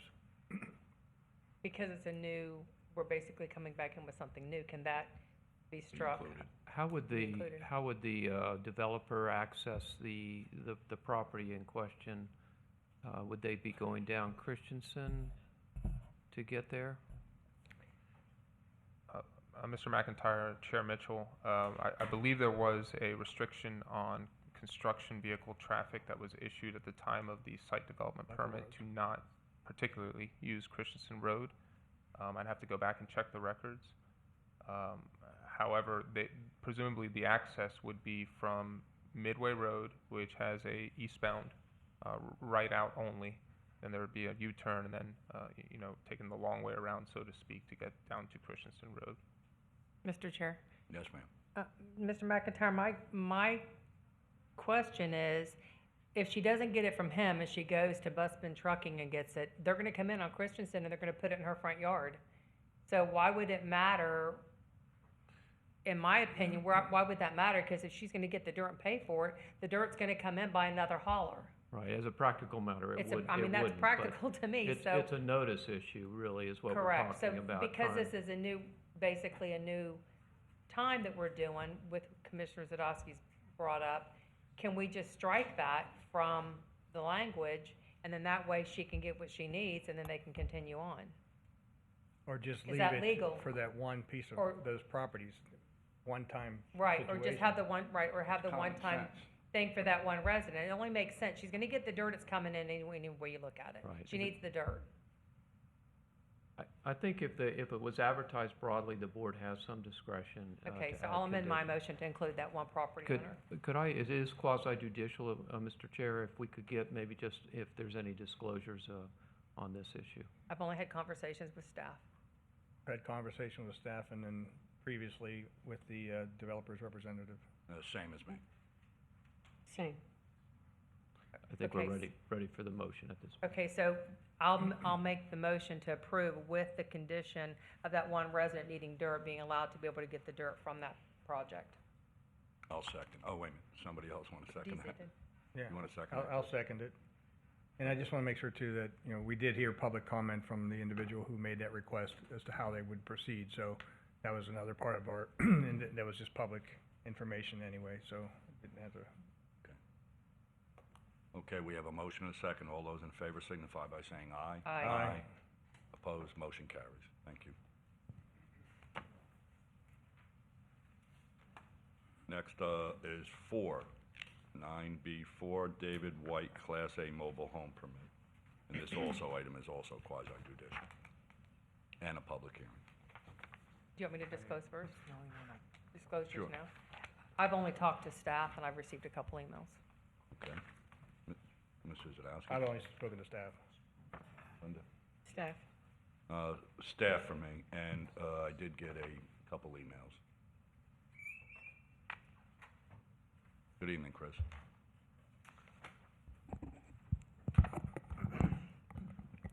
Good evening, Chair Mitchell and Commissioners.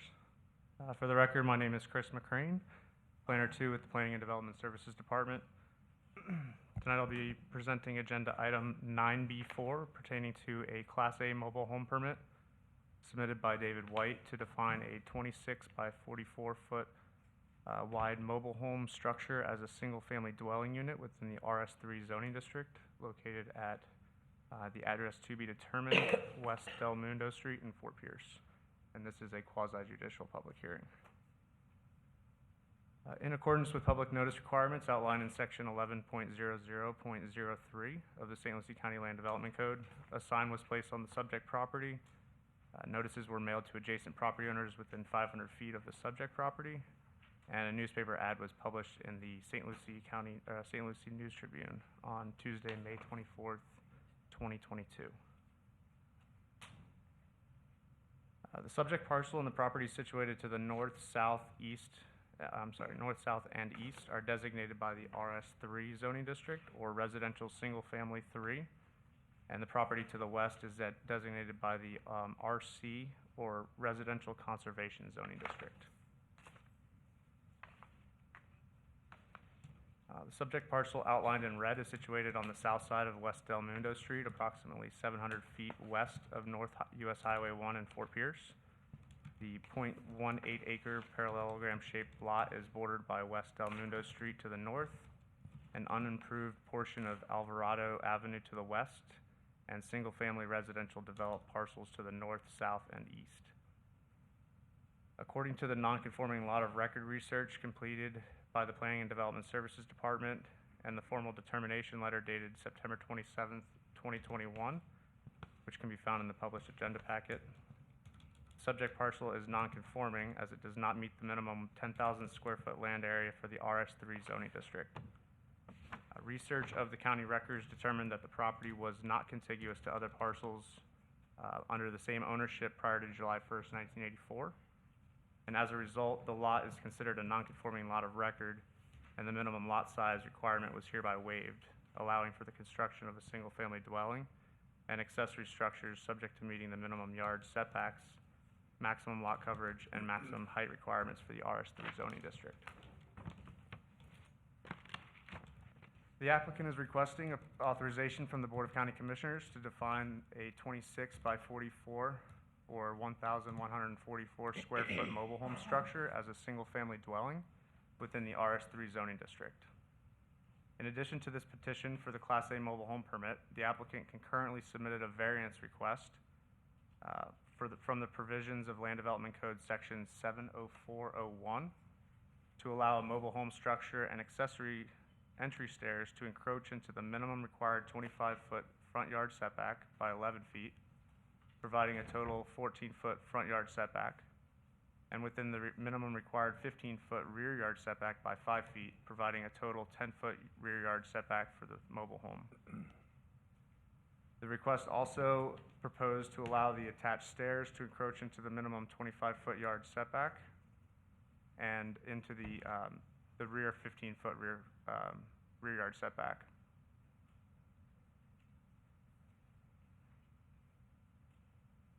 I'm sorry.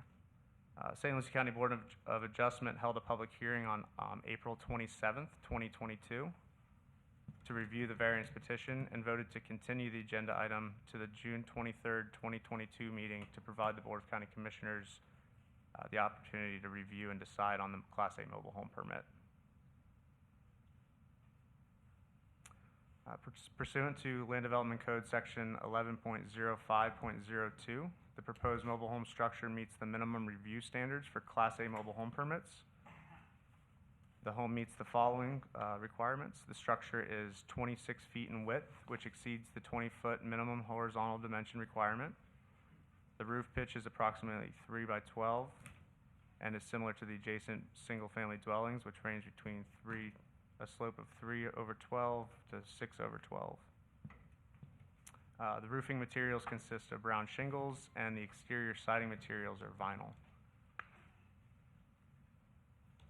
In accordance with public notice requirements outlined in Section 11.00.03 of the St. Lucie County Land Development Code, notices were mailed to adjacent property owners within 500 feet of the subject property. Of the 22 notices mailed out, the Planning and Development Services received 1 in favor response for the petition.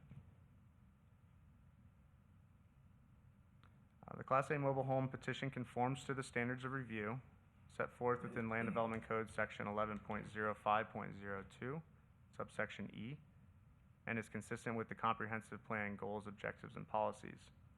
Staff therefore is recommending the Board of County Commissioners grant approval to define the mobile home structure as a single-family dwelling unit within the RS3 zoning district, subject to the following conditions. Prior to any soil disturbance or removal of any vegetation, issuance of a vegetation removal permit or exemption is required and shall be issued concurrently with a building permit. Within 60 days of issuance of a vegetation removal permit or exemption, all Category 1 listed invasive species shall be eradicated from the site. And this concludes staff's presentation. The applicant and staff are available to answer any questions. Does anyone have any questions for Mr. McCrane? Mr. Chair, I would like for Mr. McIntyre to please confirm that as the Board of Commissioners, we have to stick to the code and the Florida statutes, and I think the building officials in the back of the room as well, that we can only regulate according to making sure that it meets the code and the compliance of the planning department. We cannot deny something legally because it's a mobile home or manufactured home. Is that correct? Right. That's accurate. It really relates to state law. The county is a creature of the state. The state controls the county and other local governments, and they have the ability to preempt, which means they can supersede all of our regulations, and they have done that and are doing it with greater frequency now.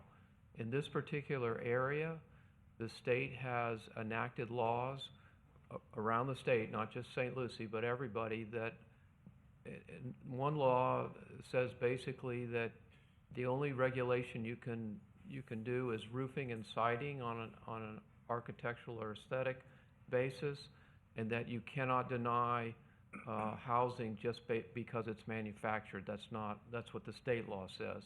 They've just recently adopted another law that was adopted in 2021 that restricts the ability of the local governments to actually put conditions, architectural or aesthetic conditions on single-family homes, such as this would be, in the state's mind, that's what this, a mobile home meets that definition in their mind. So it calls into question now our ability to even regulate roofing and siding. So the point, I guess, that you were trying to get to, and I apologize for the long answer, but you are constrained first by state law, and there's actually some federal laws too. If you've got the HUD seal on there, you can't really regulate safety or any other issues, but you can only regulate what the state allows you to regulate, and they, for whatever their motives, they have really constrained local government in this area, to the point we probably need to look at our Class A mobile home regulations going forward to see if they're even still viable. Okay, thank you. So in other words, Dan, if we had said, no, we're not gonna allow this, we'd get sued and our hands are tied. Well, I mean, that's always a possibility, I guess, anytime we take an action, no, yes, but yes, it would be difficult to justify a no, based on the laws that exist. Thank you. Any other questions from Dan? This is a public hearing. Does anyone like to speak on the subject matter? What'd I do wrong? Nothing. I was getting a workout tonight. Good evening, Paul Shaw. Actually, this is the item I came for. Not this one. You have another one coming up right after this. We had this item before, mobile homes in residential neighborhood.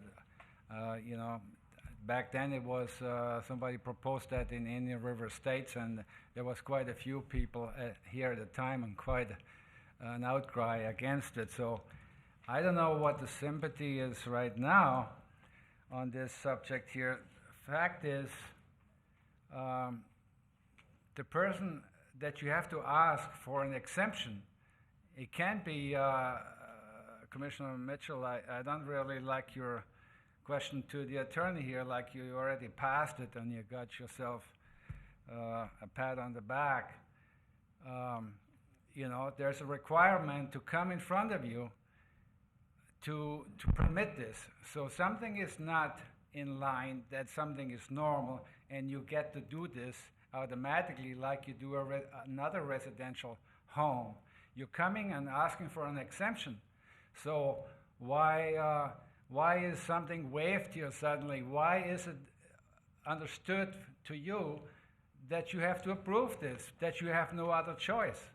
And if you do this tonight, I'd like to know, and I'd like you to specify the board and put that in your recommendation, the specific reason why are you approving this mobile home as a, you know, this as a same as a residential unit. Nobody comes in here when they want to build a house in Indian River Estates or up there or there. So, but you have to come.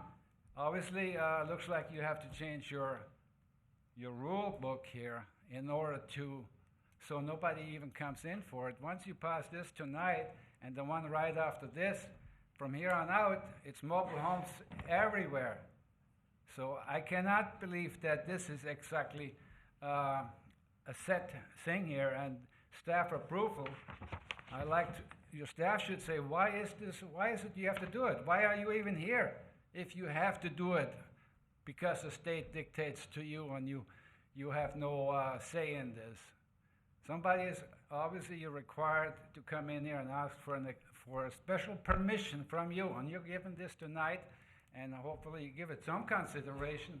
Why are you giving this special consideration? Because your hands are bound? I don't know. I'm not so sure about that. And why? Specify it, please. Thank you. Again, this is a public hearing. Would anyone else like to speak on the subject matter? How are you? I'm Good David evening, White, the property owner. I have 3 more in favors from the property owners that are adjoining to my property. that are all in favor of everything that we You are can doing. give those to the clerk, sir.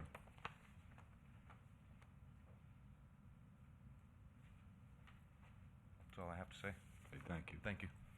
Again, this is a public hearing.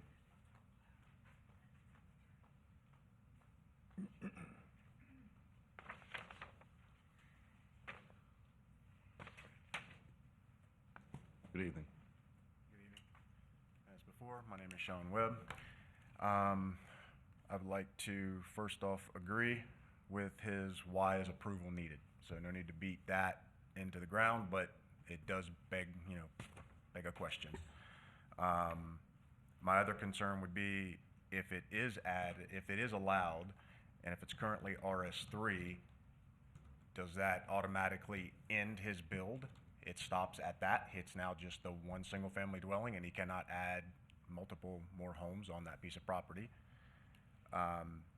He did get 3 more approvals, but that still leaves a majority of the neighbors that do disagree. And if it, for some reason, does make it pass and it gets through, so that it does not just look like a mobile home sitting up on blocks with skirting around it, which I do feel would degrade the neighbors' property values. They have in not Spanish Lakes, but in the Savannah Club, they build them at grade and bring dirt up around the side of it so that when you're driving down the road, you really cannot tell if it is a mobile home or not unless you really know your mobile homes. So those would be my concerns. Thank you. Thank you, sir. Again, this is a public hearing, and would anyone else like to speak on this subject matter? Seeing none, I'll close public hearing and listen. Mr. Chairman? Yeah. Chris, some of the questions are why they have to come to us, and, we have some old language from years past. You brought up the part about the 1984, where the lots were split and so on and so forth, and variances were needed because it didn't meet the minimum lot requirements for the size, setbacks, et cetera. So could you go over that again, because I think that's the important part as to why did they have to come in here when the state has preempted us in the ability to do much with this fabricated home, mobile home, pick a term, there's plenty of them, so. Of course. Chair, Commissioner Zadowski, as far as the zoning change for these petitions, this is not a zoning or a rezoning of the property. The underlying zoning would retain being RS3 or RS3 in this instance. And the RS3 zoning district does not allow for accessory dwelling units or guest homes, so the density would be locked at 1 dwelling unit, per this lot. As far as the nonconformity, this lot does not meet our minimum lot size and dimension requirements. Every zoning district has 3 requirements: a minimum land area, a minimum lot width, and a minimum of road frontage. In this instance, this property has the minimum 30 feet of road frontage and the minimum 75 feet of lot width. However, it does not meet the minimum 10,000 square foot land area. I believe I don't have the exact number in front of me, but I believe it's around 8,028 square feet.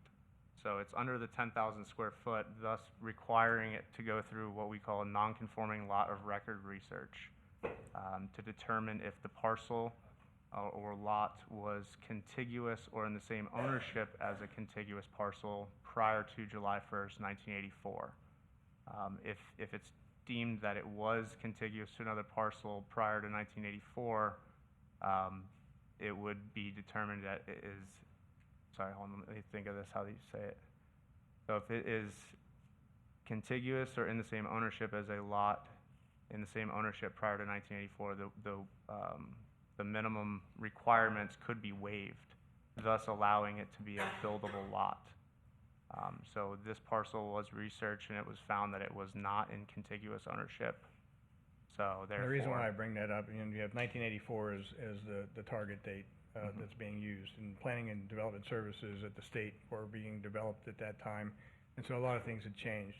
San Lucie County unfortunately has a number of these non-conforming lots where properties were parsed up into parcels years ago, and roadways don't even exist, or paper roads don't exist, and so, and Treetop is one of the examples.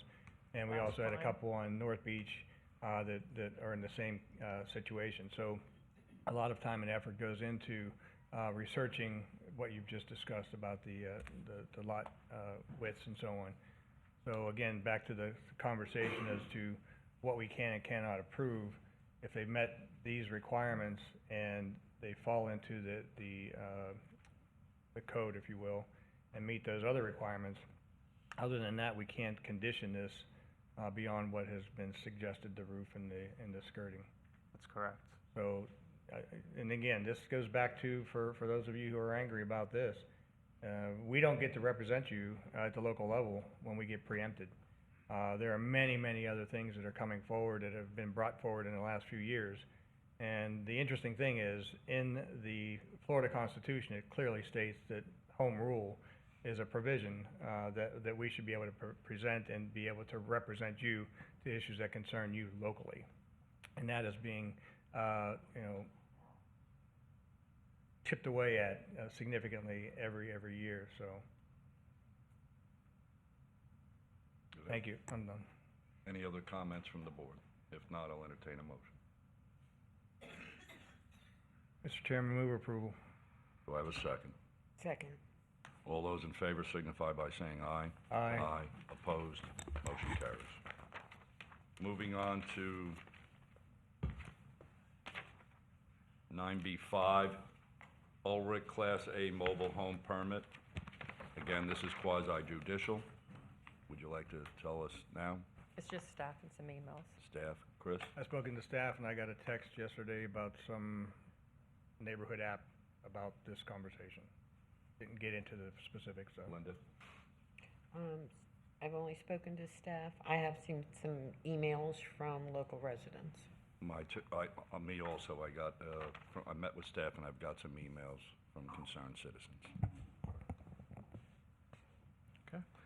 Again, for the record, my name is Chris McCrane, planner with the Planning and Development Services Department. I'm presenting agenda item 9B5 pertaining to a Class A mobile home permit submitted by Letta and Jose Guzman to define a 26.7 by 56 mobile home structure as a single-family dwelling unit within the RS2 zoning district located at 533 Ulrich Road in Fort Pierce. And this is a quasi-judicial public hearing. In accordance with public notice requirements outlined in section 11.00.03 of the St. Lucie County Land Development Code, a sign was placed on the subject parcel. Notices were mailed to adjacent property owners within 500 feet of the property, and a newspaper ad was published in the St. Lucie News Tribune on May 24th, 2022. The subject parcel contains split zoning designations, including RS3 or the Residential Single Family 3 zoning district, and the RS2 or Residential Single Family 2 zoning district.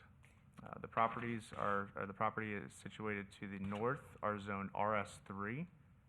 The properties situated to the south are zoned RS2, and the properties to the east and west have a mix of RS3 and RS2 zoning designations. The subject parcel outlined in red is located on the south side of Ulrich Road, approximately 1,200 feet west of US Highway 1 in Fort Pierce. The .61 acre lot provides frontage on Ulrich Road and is bordered by an unimproved portion of Melville Road right of way to the west. The properties to the north, east, and south are developed with single-family dwellings. The applicants are requesting authorization from the Board of County Commissioners to define a 26.7 foot by 56 foot or 1,495 square foot mobile home structure as a single-family dwelling unit within the portion of the parcel designated by the RS2 zoning district.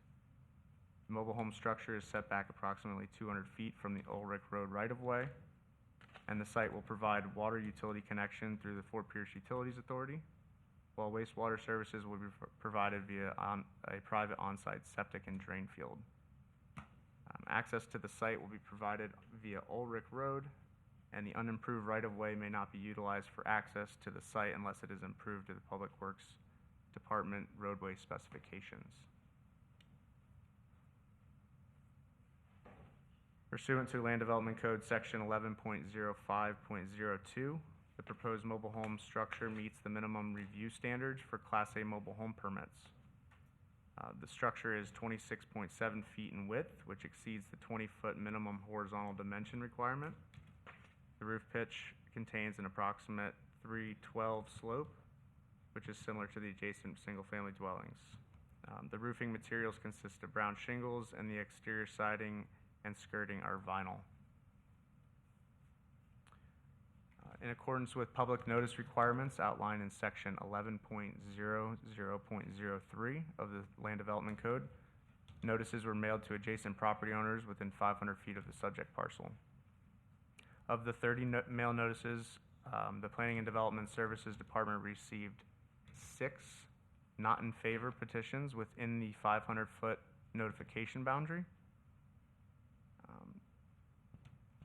We did receive additional comments from property owners within the vicinity of the subject parcel. However, these responses were outside of the county's 500-foot notification buffer. These notifications were provided to the board and have been included in the public record for tonight's public hearing.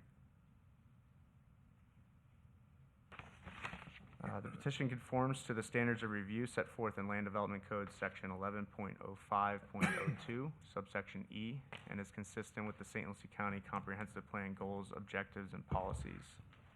Staff recommends the Board of County Commissioners grant approval to define the mobile home structure as a single-family dwelling unit within the portion of the property designated by the RS2 zoning district and subject to the following conditions.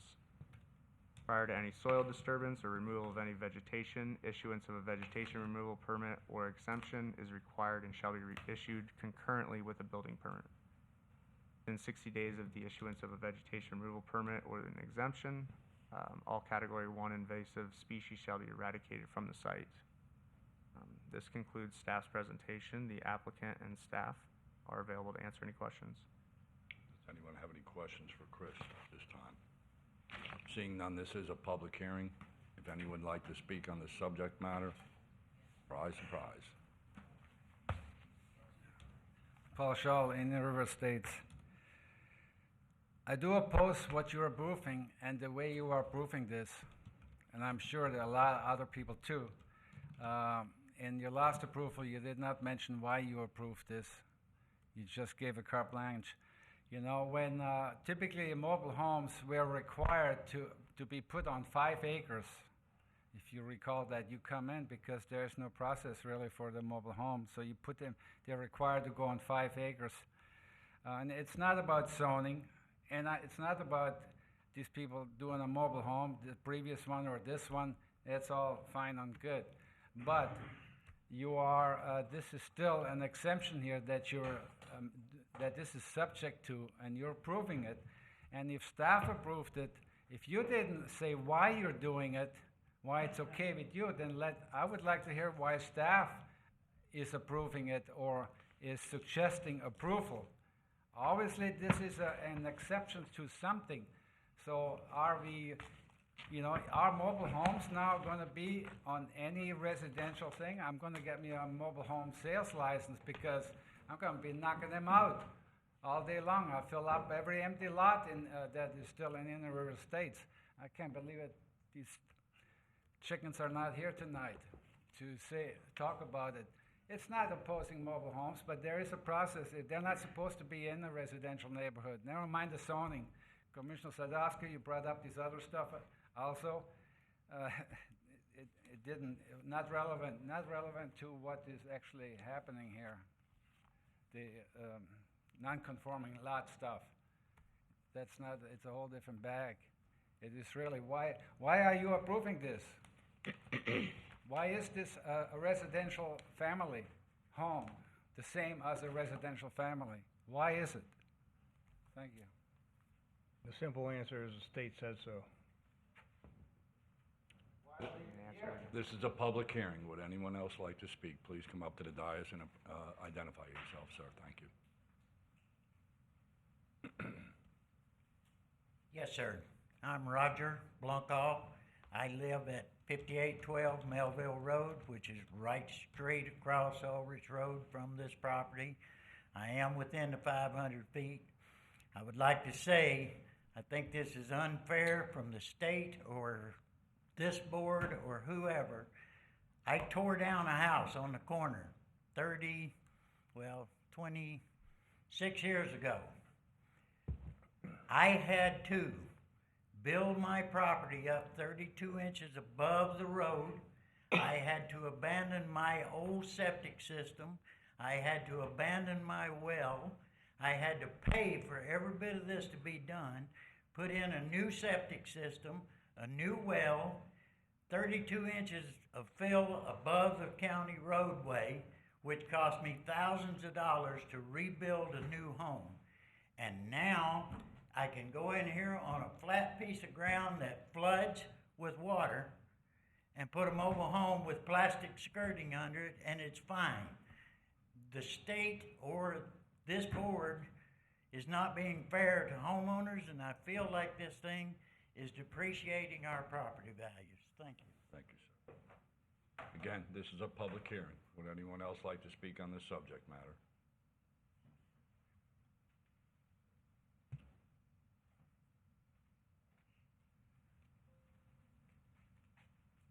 Good evening.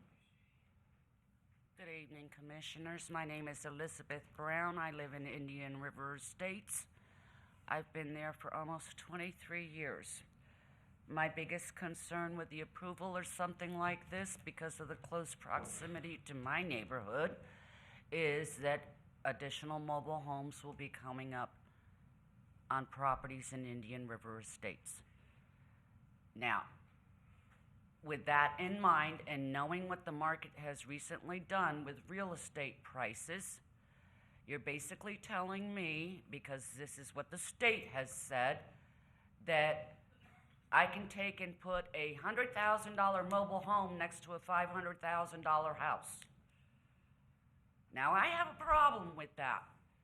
And I realize your hands may be tied because of the state, but I don't understand, just like other people have said, how come they have to come before this commissioners to get this done to begin with?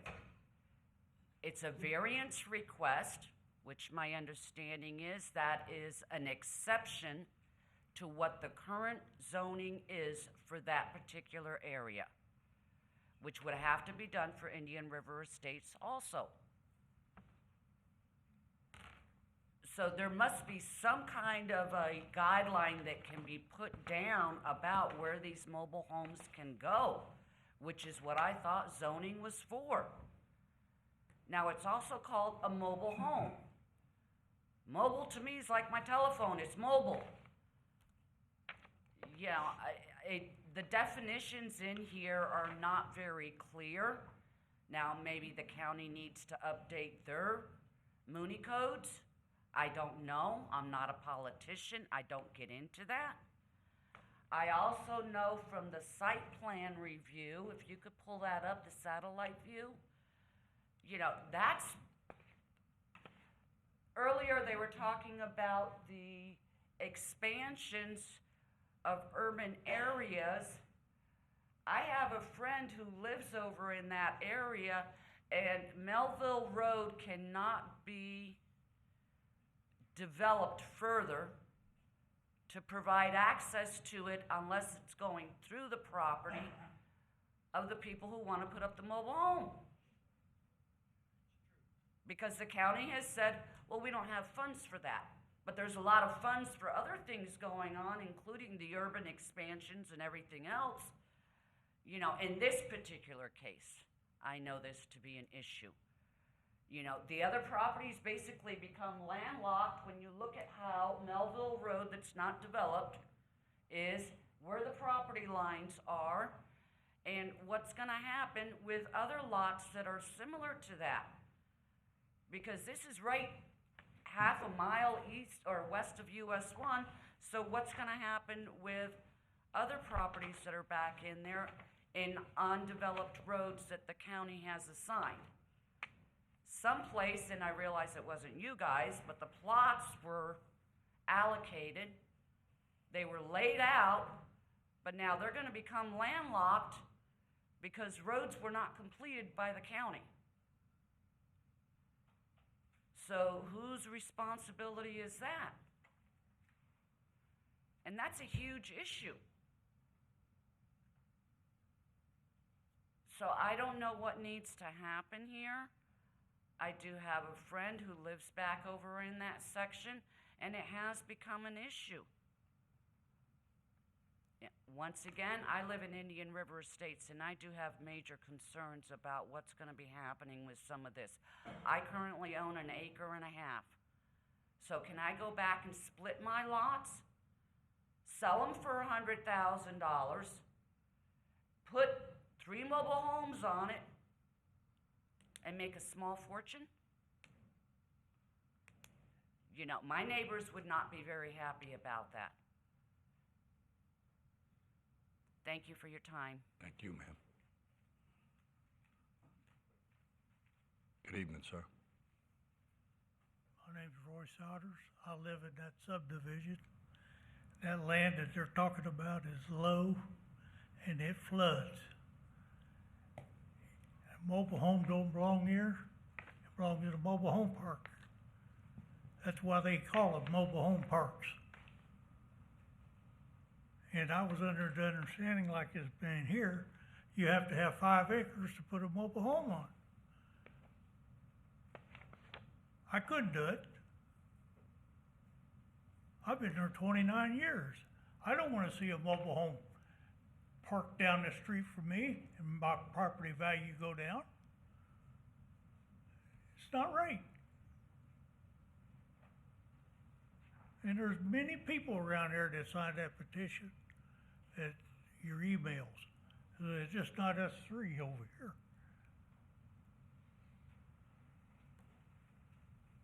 Again, this is a public hearing. Would anyone else like to speak on the subject matter?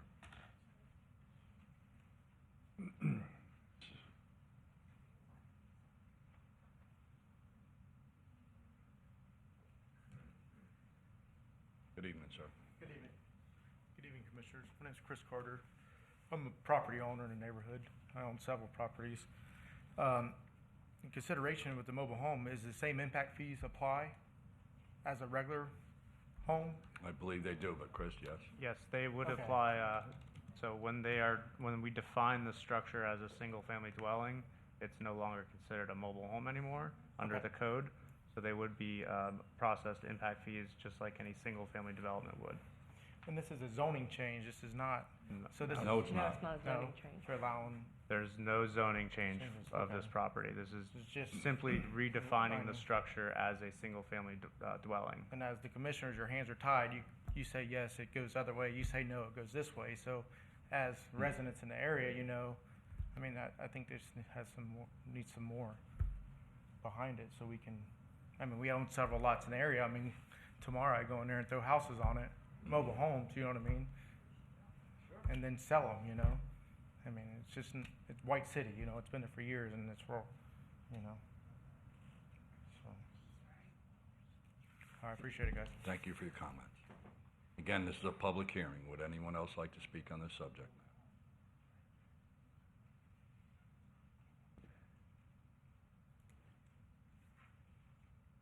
And while she's coming up, you know, the point Mr. Carter made was, if our hands are tied, what do we do next, basically?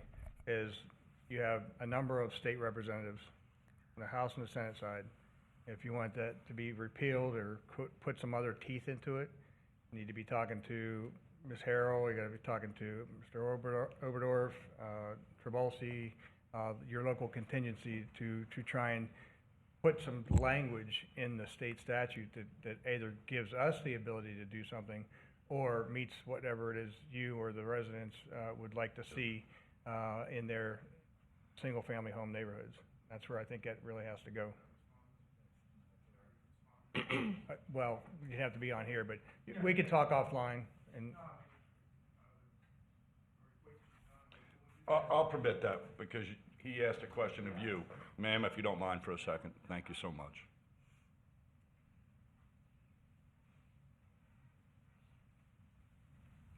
Chris Carter.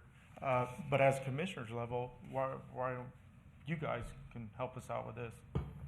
You know what I mean? On your level, I mean, you have no answers for us on this. You just say no, because you don't know what side to go with.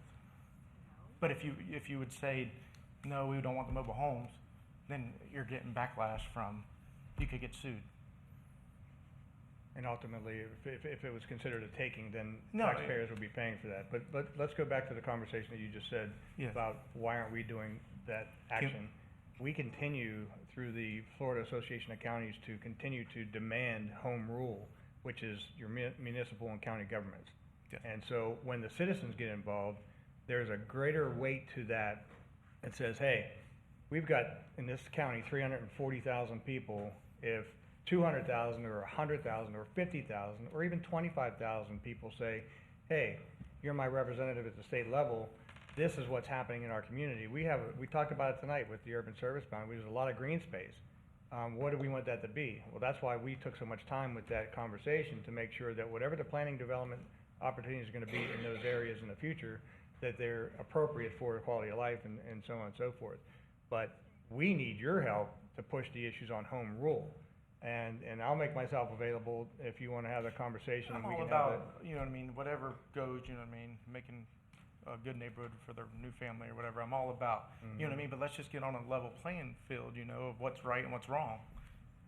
Well, sir, and I'll chime in too.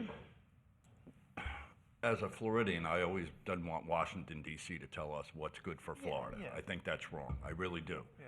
And the same concept here in this county. I don't believe Tallahassee knows what's best for the citizens of St. Lucie County. I think the citizens do. But you guys do, and that's why we're Okay, here but talking. what Commissioner Zadowski is alluding to, we go up there every year in the lobby. Mhm. I go up there until I'm red in the ears, telling them that home rule is important, that we know what's best for our citizens, because we're responsible to you. You vote us in or you Yeah, get rid yeah, of us. yeah. And without your help and your input, it falls on more deaf ears and what Chris alluded to is if the citizens united to this and we got enough people, like, I forget the movie where the guy says, I've just had enough and I'm not taking it anymore. Mhm. But we need that kind of action from our citizens to help us to get to that level, because sitting up here, I don't like the fact that my hands are tied Yeah, sometimes. yes, I sir. think it's ridiculous. Yeah. I was elected to lead, to do the right things for our community. But when you have somebody at the state level says, you can't do that, well, then we gotta band revamp together. it, and then, I mean, Yes, it's still sir. San Lucie County. Yes. You know, we gotta get it to our level. Thank you. Well, and again, back to elections, you've raised in elections, you know, when you talk to your state representatives, they're elected too. Yeah, I They're just understand. not in your neighborhood, they're not at Publix with you every day, they're not sitting in front of you here But why- every day. Yeah, but you know, what I mean, Tallahassee's a hell of a but long you're- way away. You just, you say, if you say no, you know, I mean, it still goes. Mr. Chair, I want to comment on that too. So we're talking about a specific address. Yes. And I understand your frustration. No, 'cause it's not that I I'm frustrated, but I mean, if we can do it, I mean, you're gonna have a No, lot of this come through. But you I know think, what I mean? I think what needs to be understood is, I'm not speaking on behalf of them, I'm telling you my perspective. Mhm.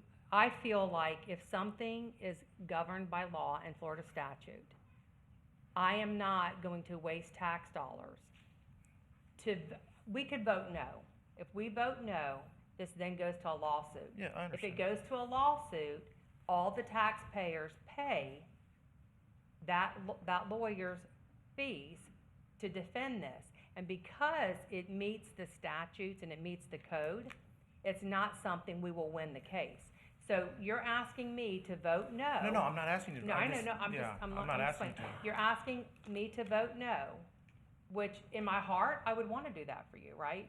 But I have to look at the bigger picture, and the bigger picture is, if this meets statute and it's to code, and it cannot be defended by our lawyer. Why are we here?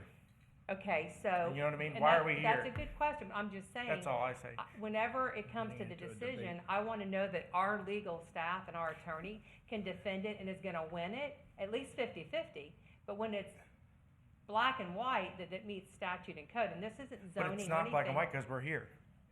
And that is a question that I do think needs to be explained, Mhm. is the fact this isn't a variance, it's not a zoning.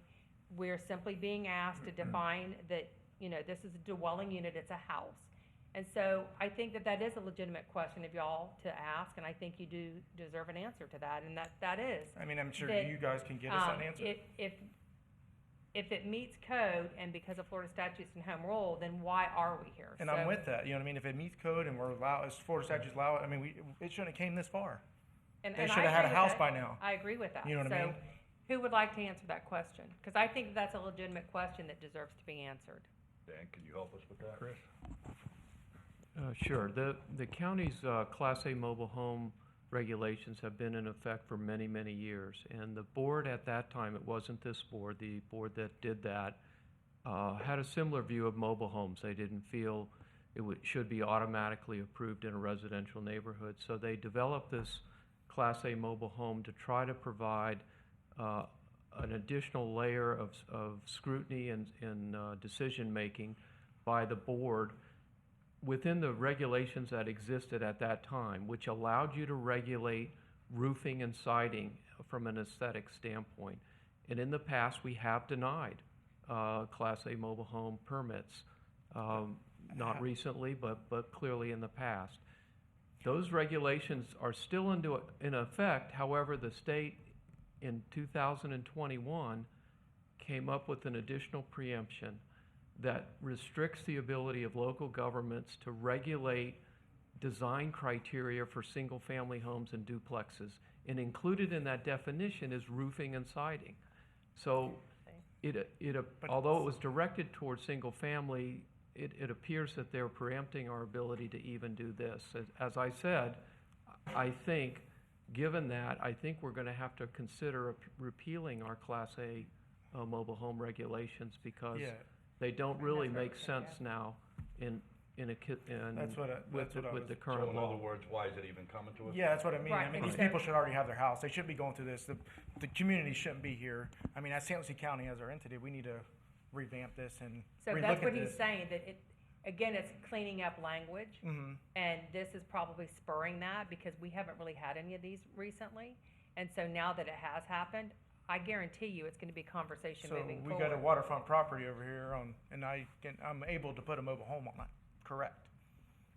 If it Well, it meets the depends on- criteria, you know what I depends on mean? what the I'm land just, is and the yeah, you know what I mean? setbacks I'm just and- saying we need to need a little more language on this. Thank you, sir. All right, guys, appreciate it. Thank you. Again, this is a public hearing, ma'am.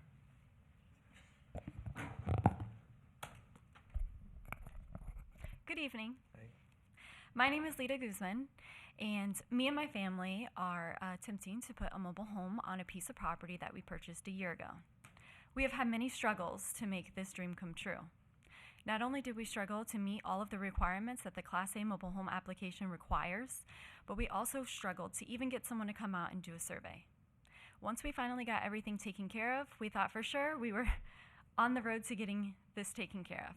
However, when we put up the sign as we were supposed to, we faced a lot of discrimination. People not wanting us there.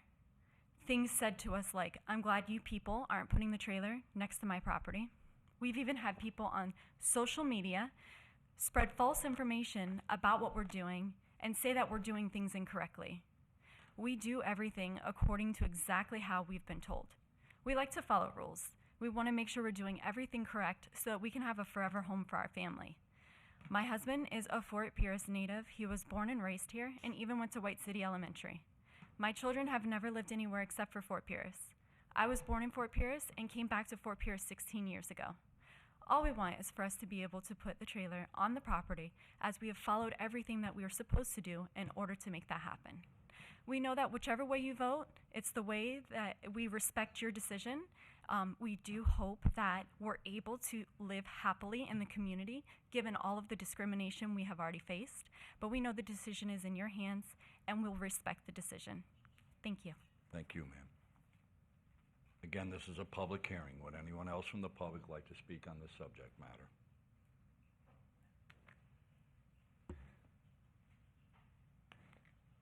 There's no waiting. If you have a line, we can go ahead and line up, and that way we can go a little faster. Good evening. Good evening. My name is Robert Garst from 3344 Liberty Square Way. I first want to say I completely understand what you mean by home rule. and everything else like that. But what I wanted to say is it's not really about that.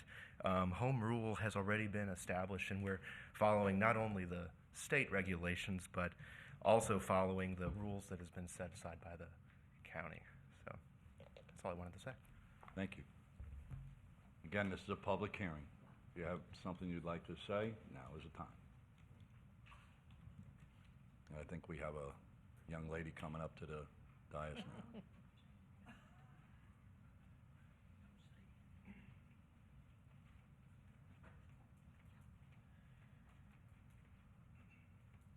Good evening.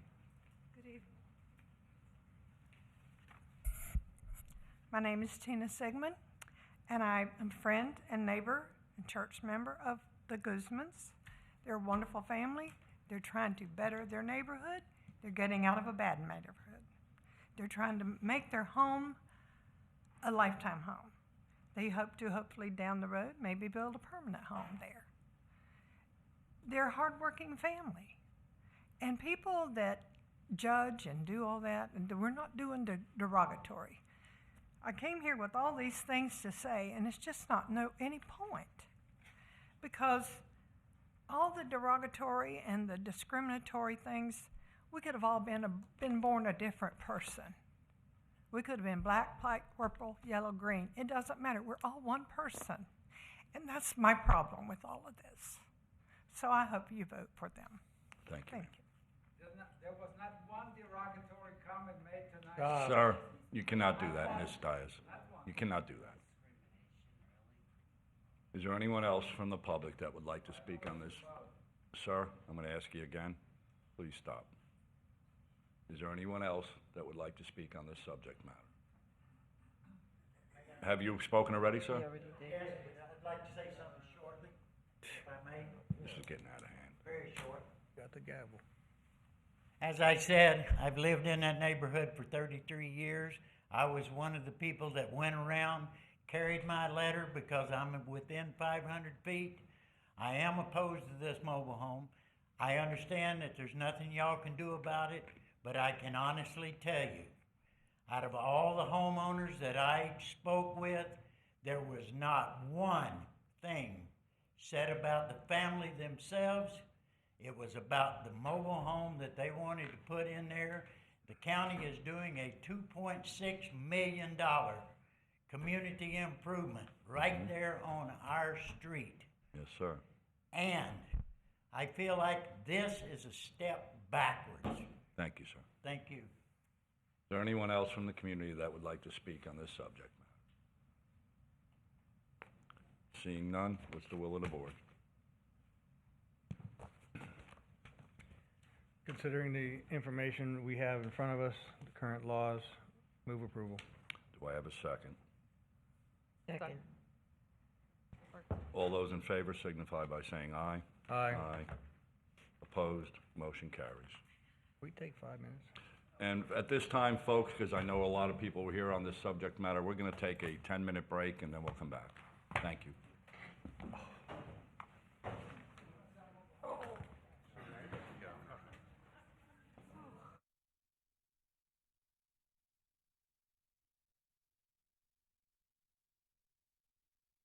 Come on, Kat. Come on, Linda. 10A1.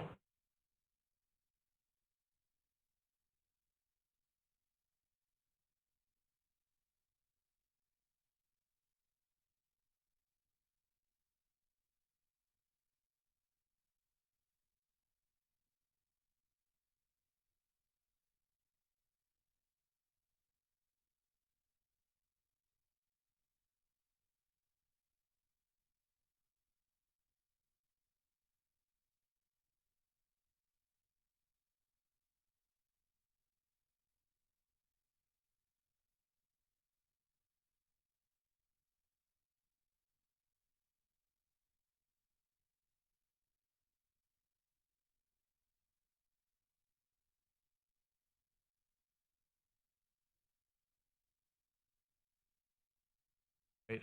Mr. Chairman, Assistant County Attorney Catherine Barbieri will be presenting, but as she's walking up, just generally, the law requires that the county, upon request of the school district, put the item on the referendum. We did this about 4 years ago. There is really no discretion. It's really an obligation of the board to really put it on as requested, so. Like a pass-through. So, Mr. Mr. McIntyre, if I can ask a Sure. question. Because this is a pass-through for us, just to pass it through for the school board to move forward, do we have to have the presentation? Can I make a motion? You don't have to have a presentation. Okay, I'll and you make a can motion to approve. I'll second it. We have a motion and a second to approve. All those in favor signify by saying aye. Aye. Aye. Motion carries. Thank you all.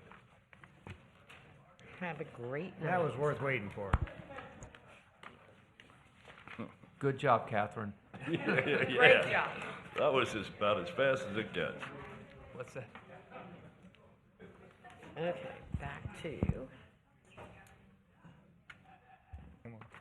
Okay, we're going to go back to, this is quasi-judicial, it is a public hearing. This is number 6, which is Lighthouse City Academy and Preschool, Inc. And I believe, Mr. Tahir, you'll be presenting? Yes, I Tahir will. Curry.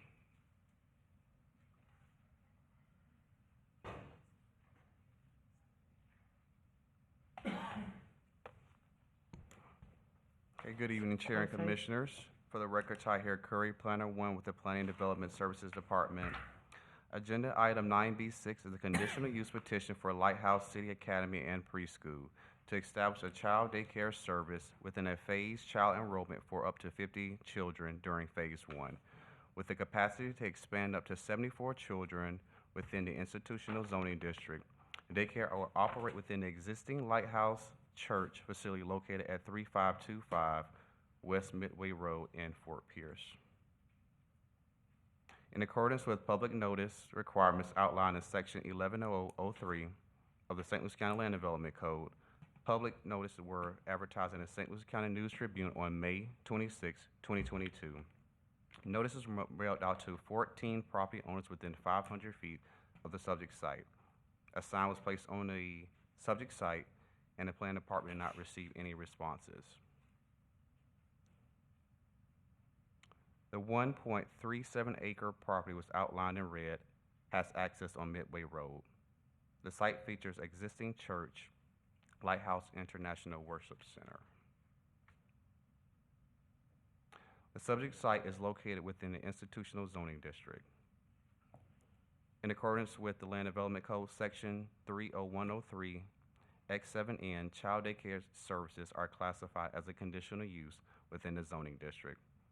The surrounding parcels to the east, west, and south are located within the institutional zoning district, with the parcel to the north, across from Midway Road, is within the Agriculture Residential 1 zoning district.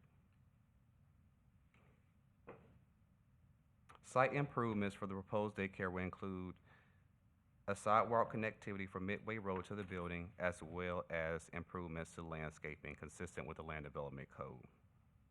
The site has an existing playground utilized for recreational activities for the children.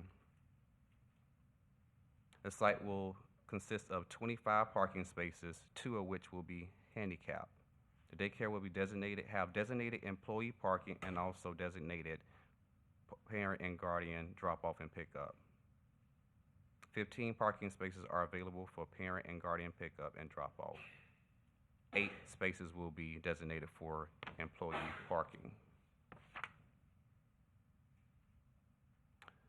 A summary of Lighthouse City Academy. The hours of operation is 7 a.m. from 6 p.m., Monday through Friday. Phase child enrollment are for up to 50 children during Phase 1, with the capacity to expand up to 74 children during Phase 2, and will have 6 classrooms. 5 to 8 employees. 15 spaces are available for parent and guardian drop-off, and 8 are designated for 8 employees. Lunch and food services will be brought to the site individually. No commercial food prep will be on site. The interior of the space will comply with the Florida Building Code. The Planning and Zoning Commission held a public hearing on May 19, 2022, and unanimously passed the motion to forward the recommendation of approval to the Board of County Commissioners. This petition conforms to the standards of review as set forth in the St. Lucie County Land Development Code 110703 and is consistent with the St. Lucie County Comprehensive Plan goals, objectives, and policies. Staff recommends the Board of County Commissioners approve the conditional use petition subject to the following conditions. Prior to issuance of a certificate of occupancy, all Category 1 invasive plants shall be eradicated from the site. Prior to issuance of a zoning compliance certificate, directional signs and vehicular operation plans shall be approved, which includes employee parking spaces markings for the daycare operations.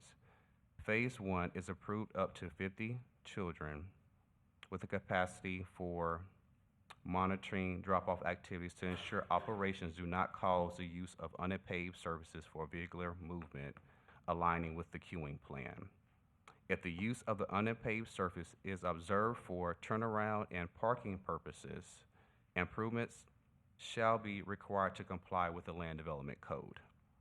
Prior to issuance of a certificate of capacity, a certificate for Phase 2, student enrollment up to 51 to 74 children, a vehicular turnaround plan shall be in place or similar.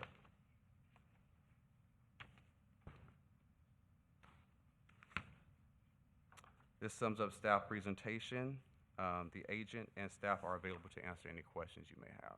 Thank you. Again, I neglected to say this earlier. This is quasi judicial. I've talked to staff. Chris? Staff. Linda? Staff. And myself, staff. This is a public hearing. Would anyone like to speak on this subject matter?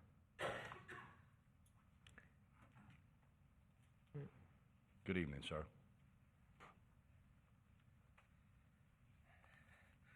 Evening, Mr. Chairman, members of the board. My name is Stephen Frink, Engineering, Design, and Construction, representative of the client. We have no objections to the conditions that staff has placed on the subject property and look forward to your approval. Thank you so much. Again, this is a public hearing. Would anyone else like to speak? Seeing none, I'm going to close public hearing. Move approval. We have a motion by Commissioner Townsend, second by, Second. Question. question? Question. And it jumped out at me, 5 to 8 staff to cover 51 to 74 1 to 5-year-olds? And I should know this, but what's the regulatory agency that manages the oversight of children care at daycare? You want to go back to that to hear? I missed it. It's 8 per thing, so that'd be 64. It just seems to me, just as, I'm not a parent, but well, 1 to 5-year-olds and having 74 with only 5 or 8 people seems to be a lot. Right, so as of right now, they currently operate in Port St. Lucie and they're moving to this location. So they'll start off about 32 kids. As capacity does increase, they will have to make sure they're meeting the health department or those regulations that governs those children. Okay, again, our job up here is health, life, and safety of the children is paramount, and that's why it just jumped out at me that there was a lot of children for such a few number of employees. But Okay. All Good? Mhm. Okay, do we have a, Linda, you made the second?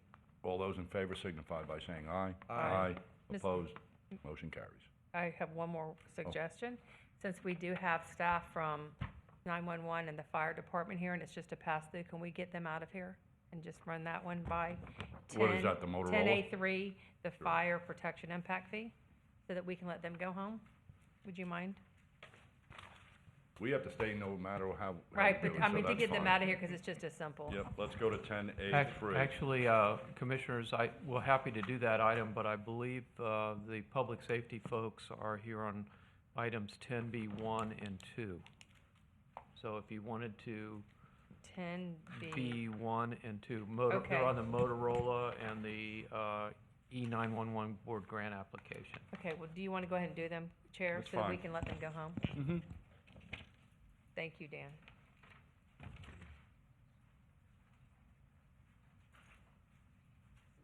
We can take a page out of the school board and do away with the presentation. Go right to questions. I'm happy to do that. I'm happy to make a motion to approve. I don't need the presentation. I've read the backup.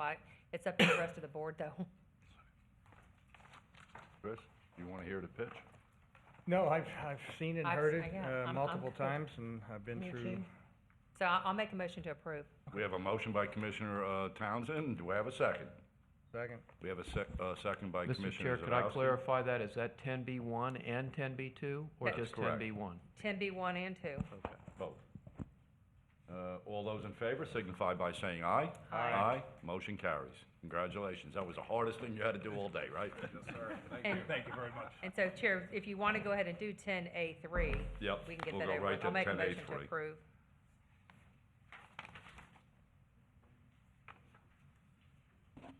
It's the pass-through for their impact fee, too. This is the fire district impact fee. Yes, sir. The fire district did a Yes, sir. study. We did the ordinance draft. We're just asking for permission to advertise. Staff recommends approval. Motion to approve. We have a motion by Second. Commissioner Townsend, second by Commissioner Bartz. All those in favor signify by saying aye. Aye. Motion carries. All right, back to where were we? We are on 7. 9B7. Okay, thank you. Okay, 9B7. Just keeping everybody on their toes tonight. Good evening again, Chairman Mitchell, members of the board. Mr. Benton. The subject item is a second reading of a proposed ordinance relating to a privately initiated text amendment to the county's land development code to introduce auto, home supply, hardware, and household appliance stores as an eligible conditional use in the commercial neighborhood zoning district with hours of operation, limitations, and standards. Again, as a reminder, the commercial neighborhood district serves as a transition from more intense roadway corridors, more intense commercial districts, and our residential areas, providing increased access to goods and services needed in a more localized fashion.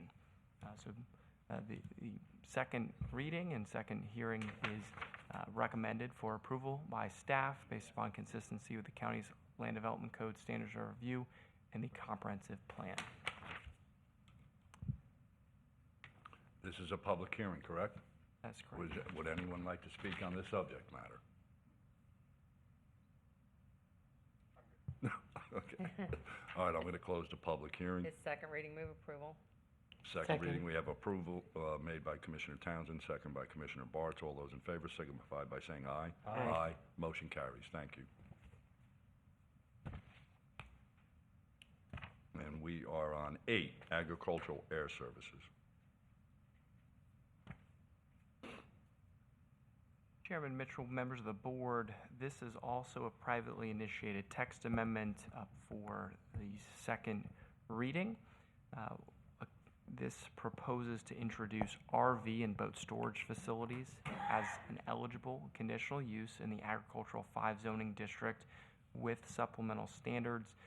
The supplemental standards provide eligibility based upon proximity to Orange Avenue and Okeechobee Road, have minimum buffering, landscape requirements, lighting standards, as well as provisions for paved access and other precautions to contribute to the evaluation of compatibility on a case-by-case basis, as conditional uses require evaluation by staff, Planning and Zoning Commission, and a final action by the Board of County Commissioners at publicly noticed hearings. As a recall to the first reading, there was a recommendation by Vice Chair Hutchinson that was endorsed by this board to entertain expanded public notice for mailed notice to extend beyond our typical 500-foot radius to a point of 1,000 feet from any future petition sites. The additional notice is integrated in this evening's draft ordinance up for review.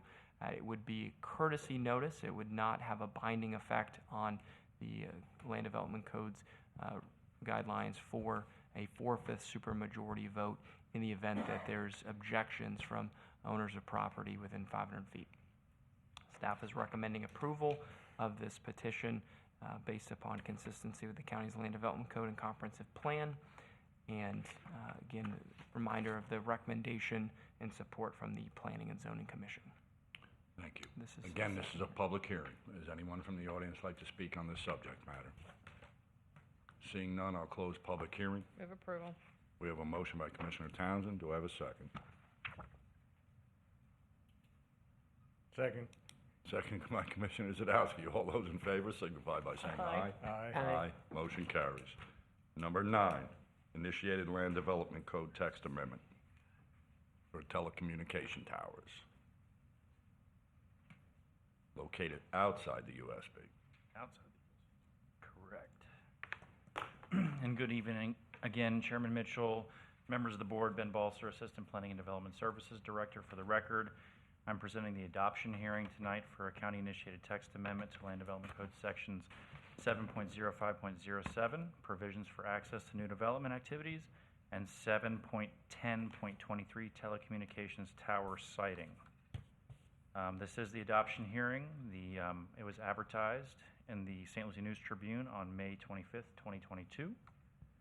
The intent of the text amendment before you tonight is to streamline the regulatory process and eliminate the unnecessary regulations on telecommunication towers, specifically when they are located outside of the urban services boundary.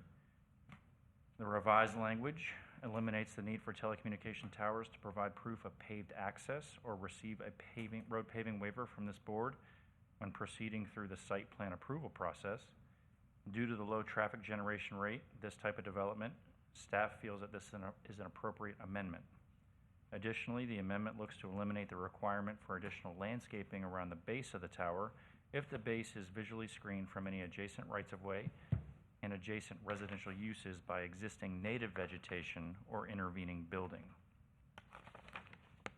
The Planning and Zoning Commission voted unanimously to recommend the board approve this text amendment at their April 22nd meeting, and on May 17th, the board voted unanimously to schedule this adoption hearing. Staff recommends the board adopt ordinance 2022-13 to amend the Land Development Code to streamline the regulatory process and eliminate unnecessary regulations on telecommunication towers, specifically when they were located outside of the urban services boundary. I'm available for any questions that you may have. Thank you. Any questions of Ben? Seeing none, this is a public hearing. Would anyone from the public like to speak on this subject matter?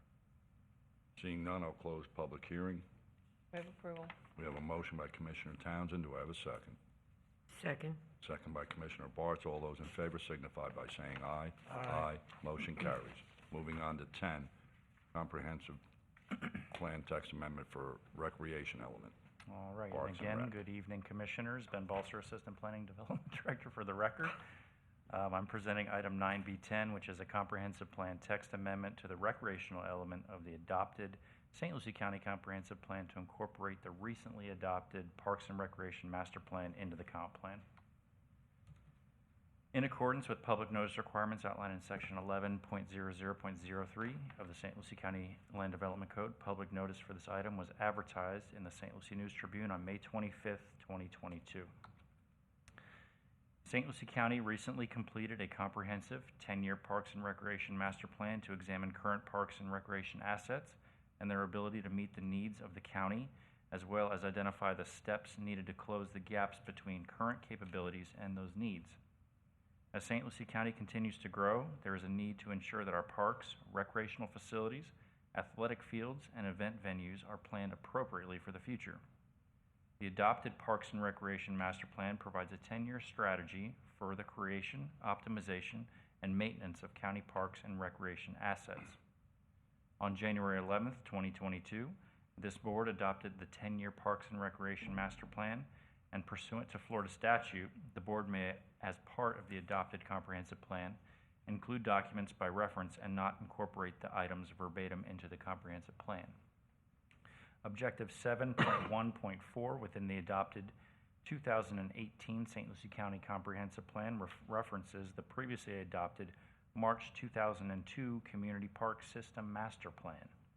The subject amendment simply intends to replace the reference to the 2002 Parks Master Plan with the newly adopted 2022 Parks and Recreation Master Plan.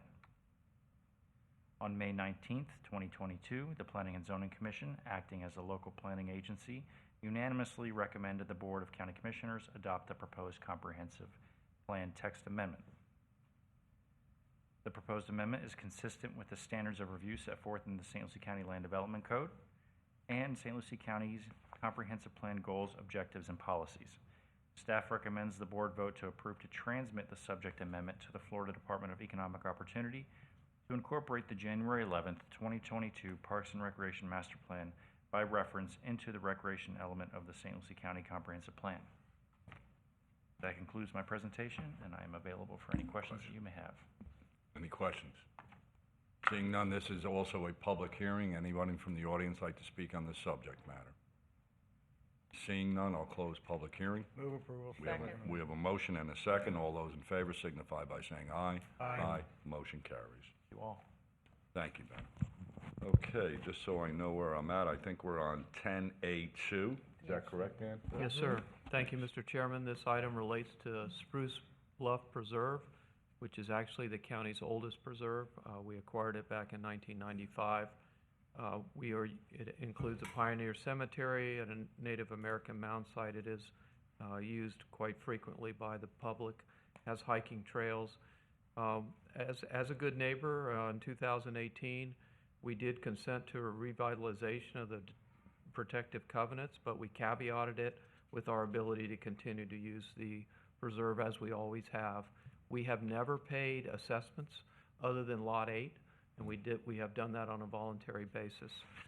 Notwithstanding that, the association has tried to put a lien on the county's property for homeowners assessments. The road itself is a gate. There's a gate there, and the public is not allowed through that. We are trying to resolve it, as we should, always try to work things out. And so we did receive a letter from the attorney for the POA with a settlement counteroffer. I've gone through that. There's 7 items there. I can go through it in some detail, and it seems like it might be appropriate. It's up to the board. The association wanted the county to convey the land surrounding the front gate to the association so that the association controls the gate in the area immediately around the gate. County staff doesn't recommend that we do that. The association wanted us to pay to remove the lots and place a preserve designation on all lots minus Lot 8. That would give the lots a non-buildable designation.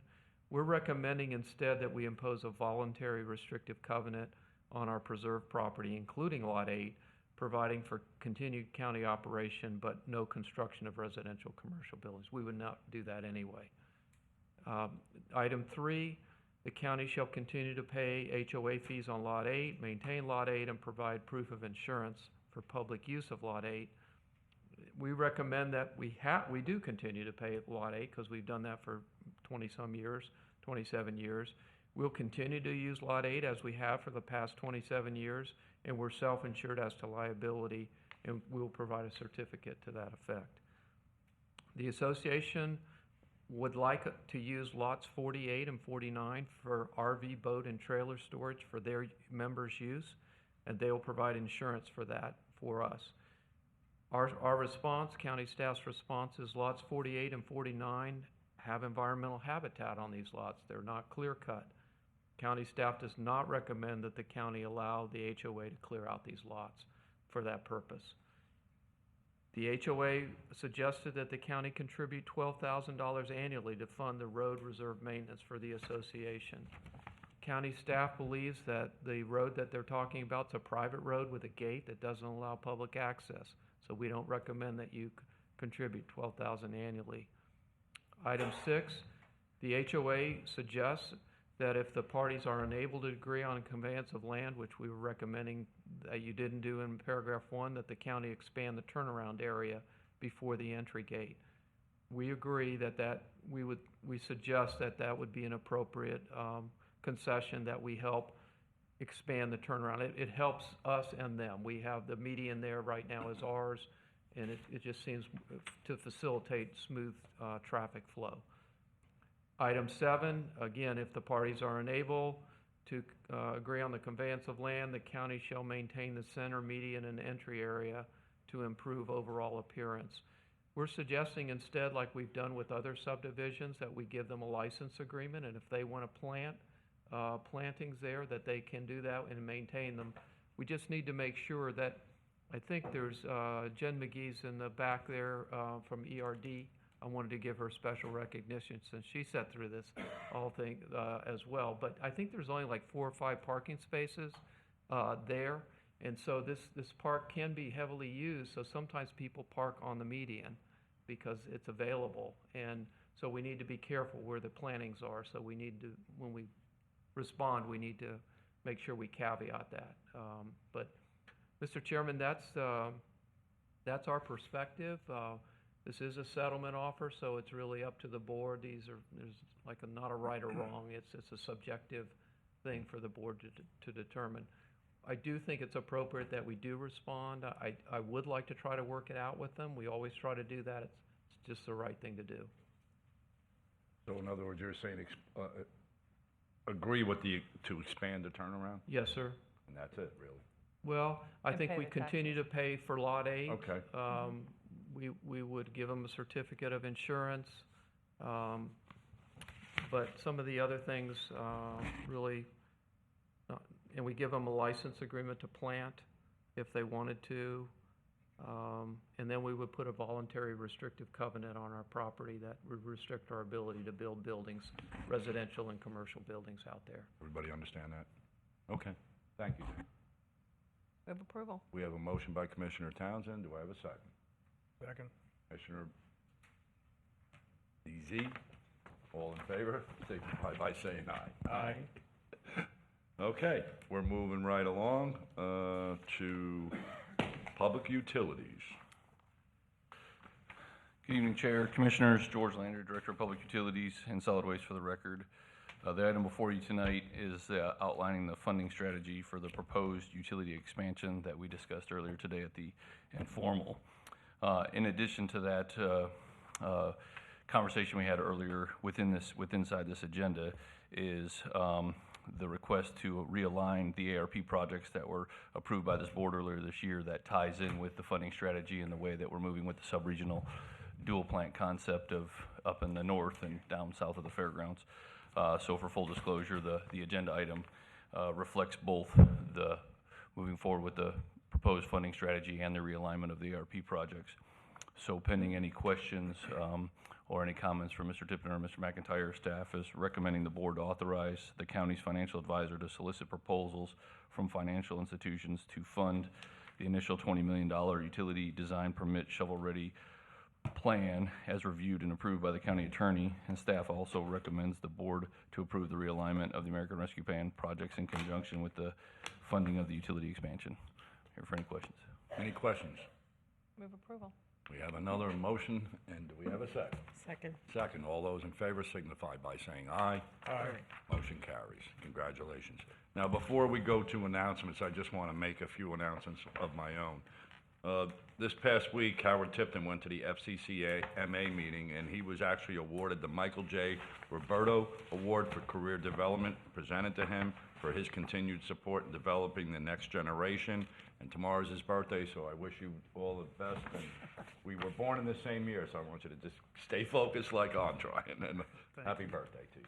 Thank you. And go on with your announcements. I appreciate that. Thank you, Mr. Chair. Commissioners, just a few announcements. The first one is the Juneteenth Community Celebration on June 18th at 11 a.m. It's at the Lincoln Park Community Center on Avenue M in Fort Pierce.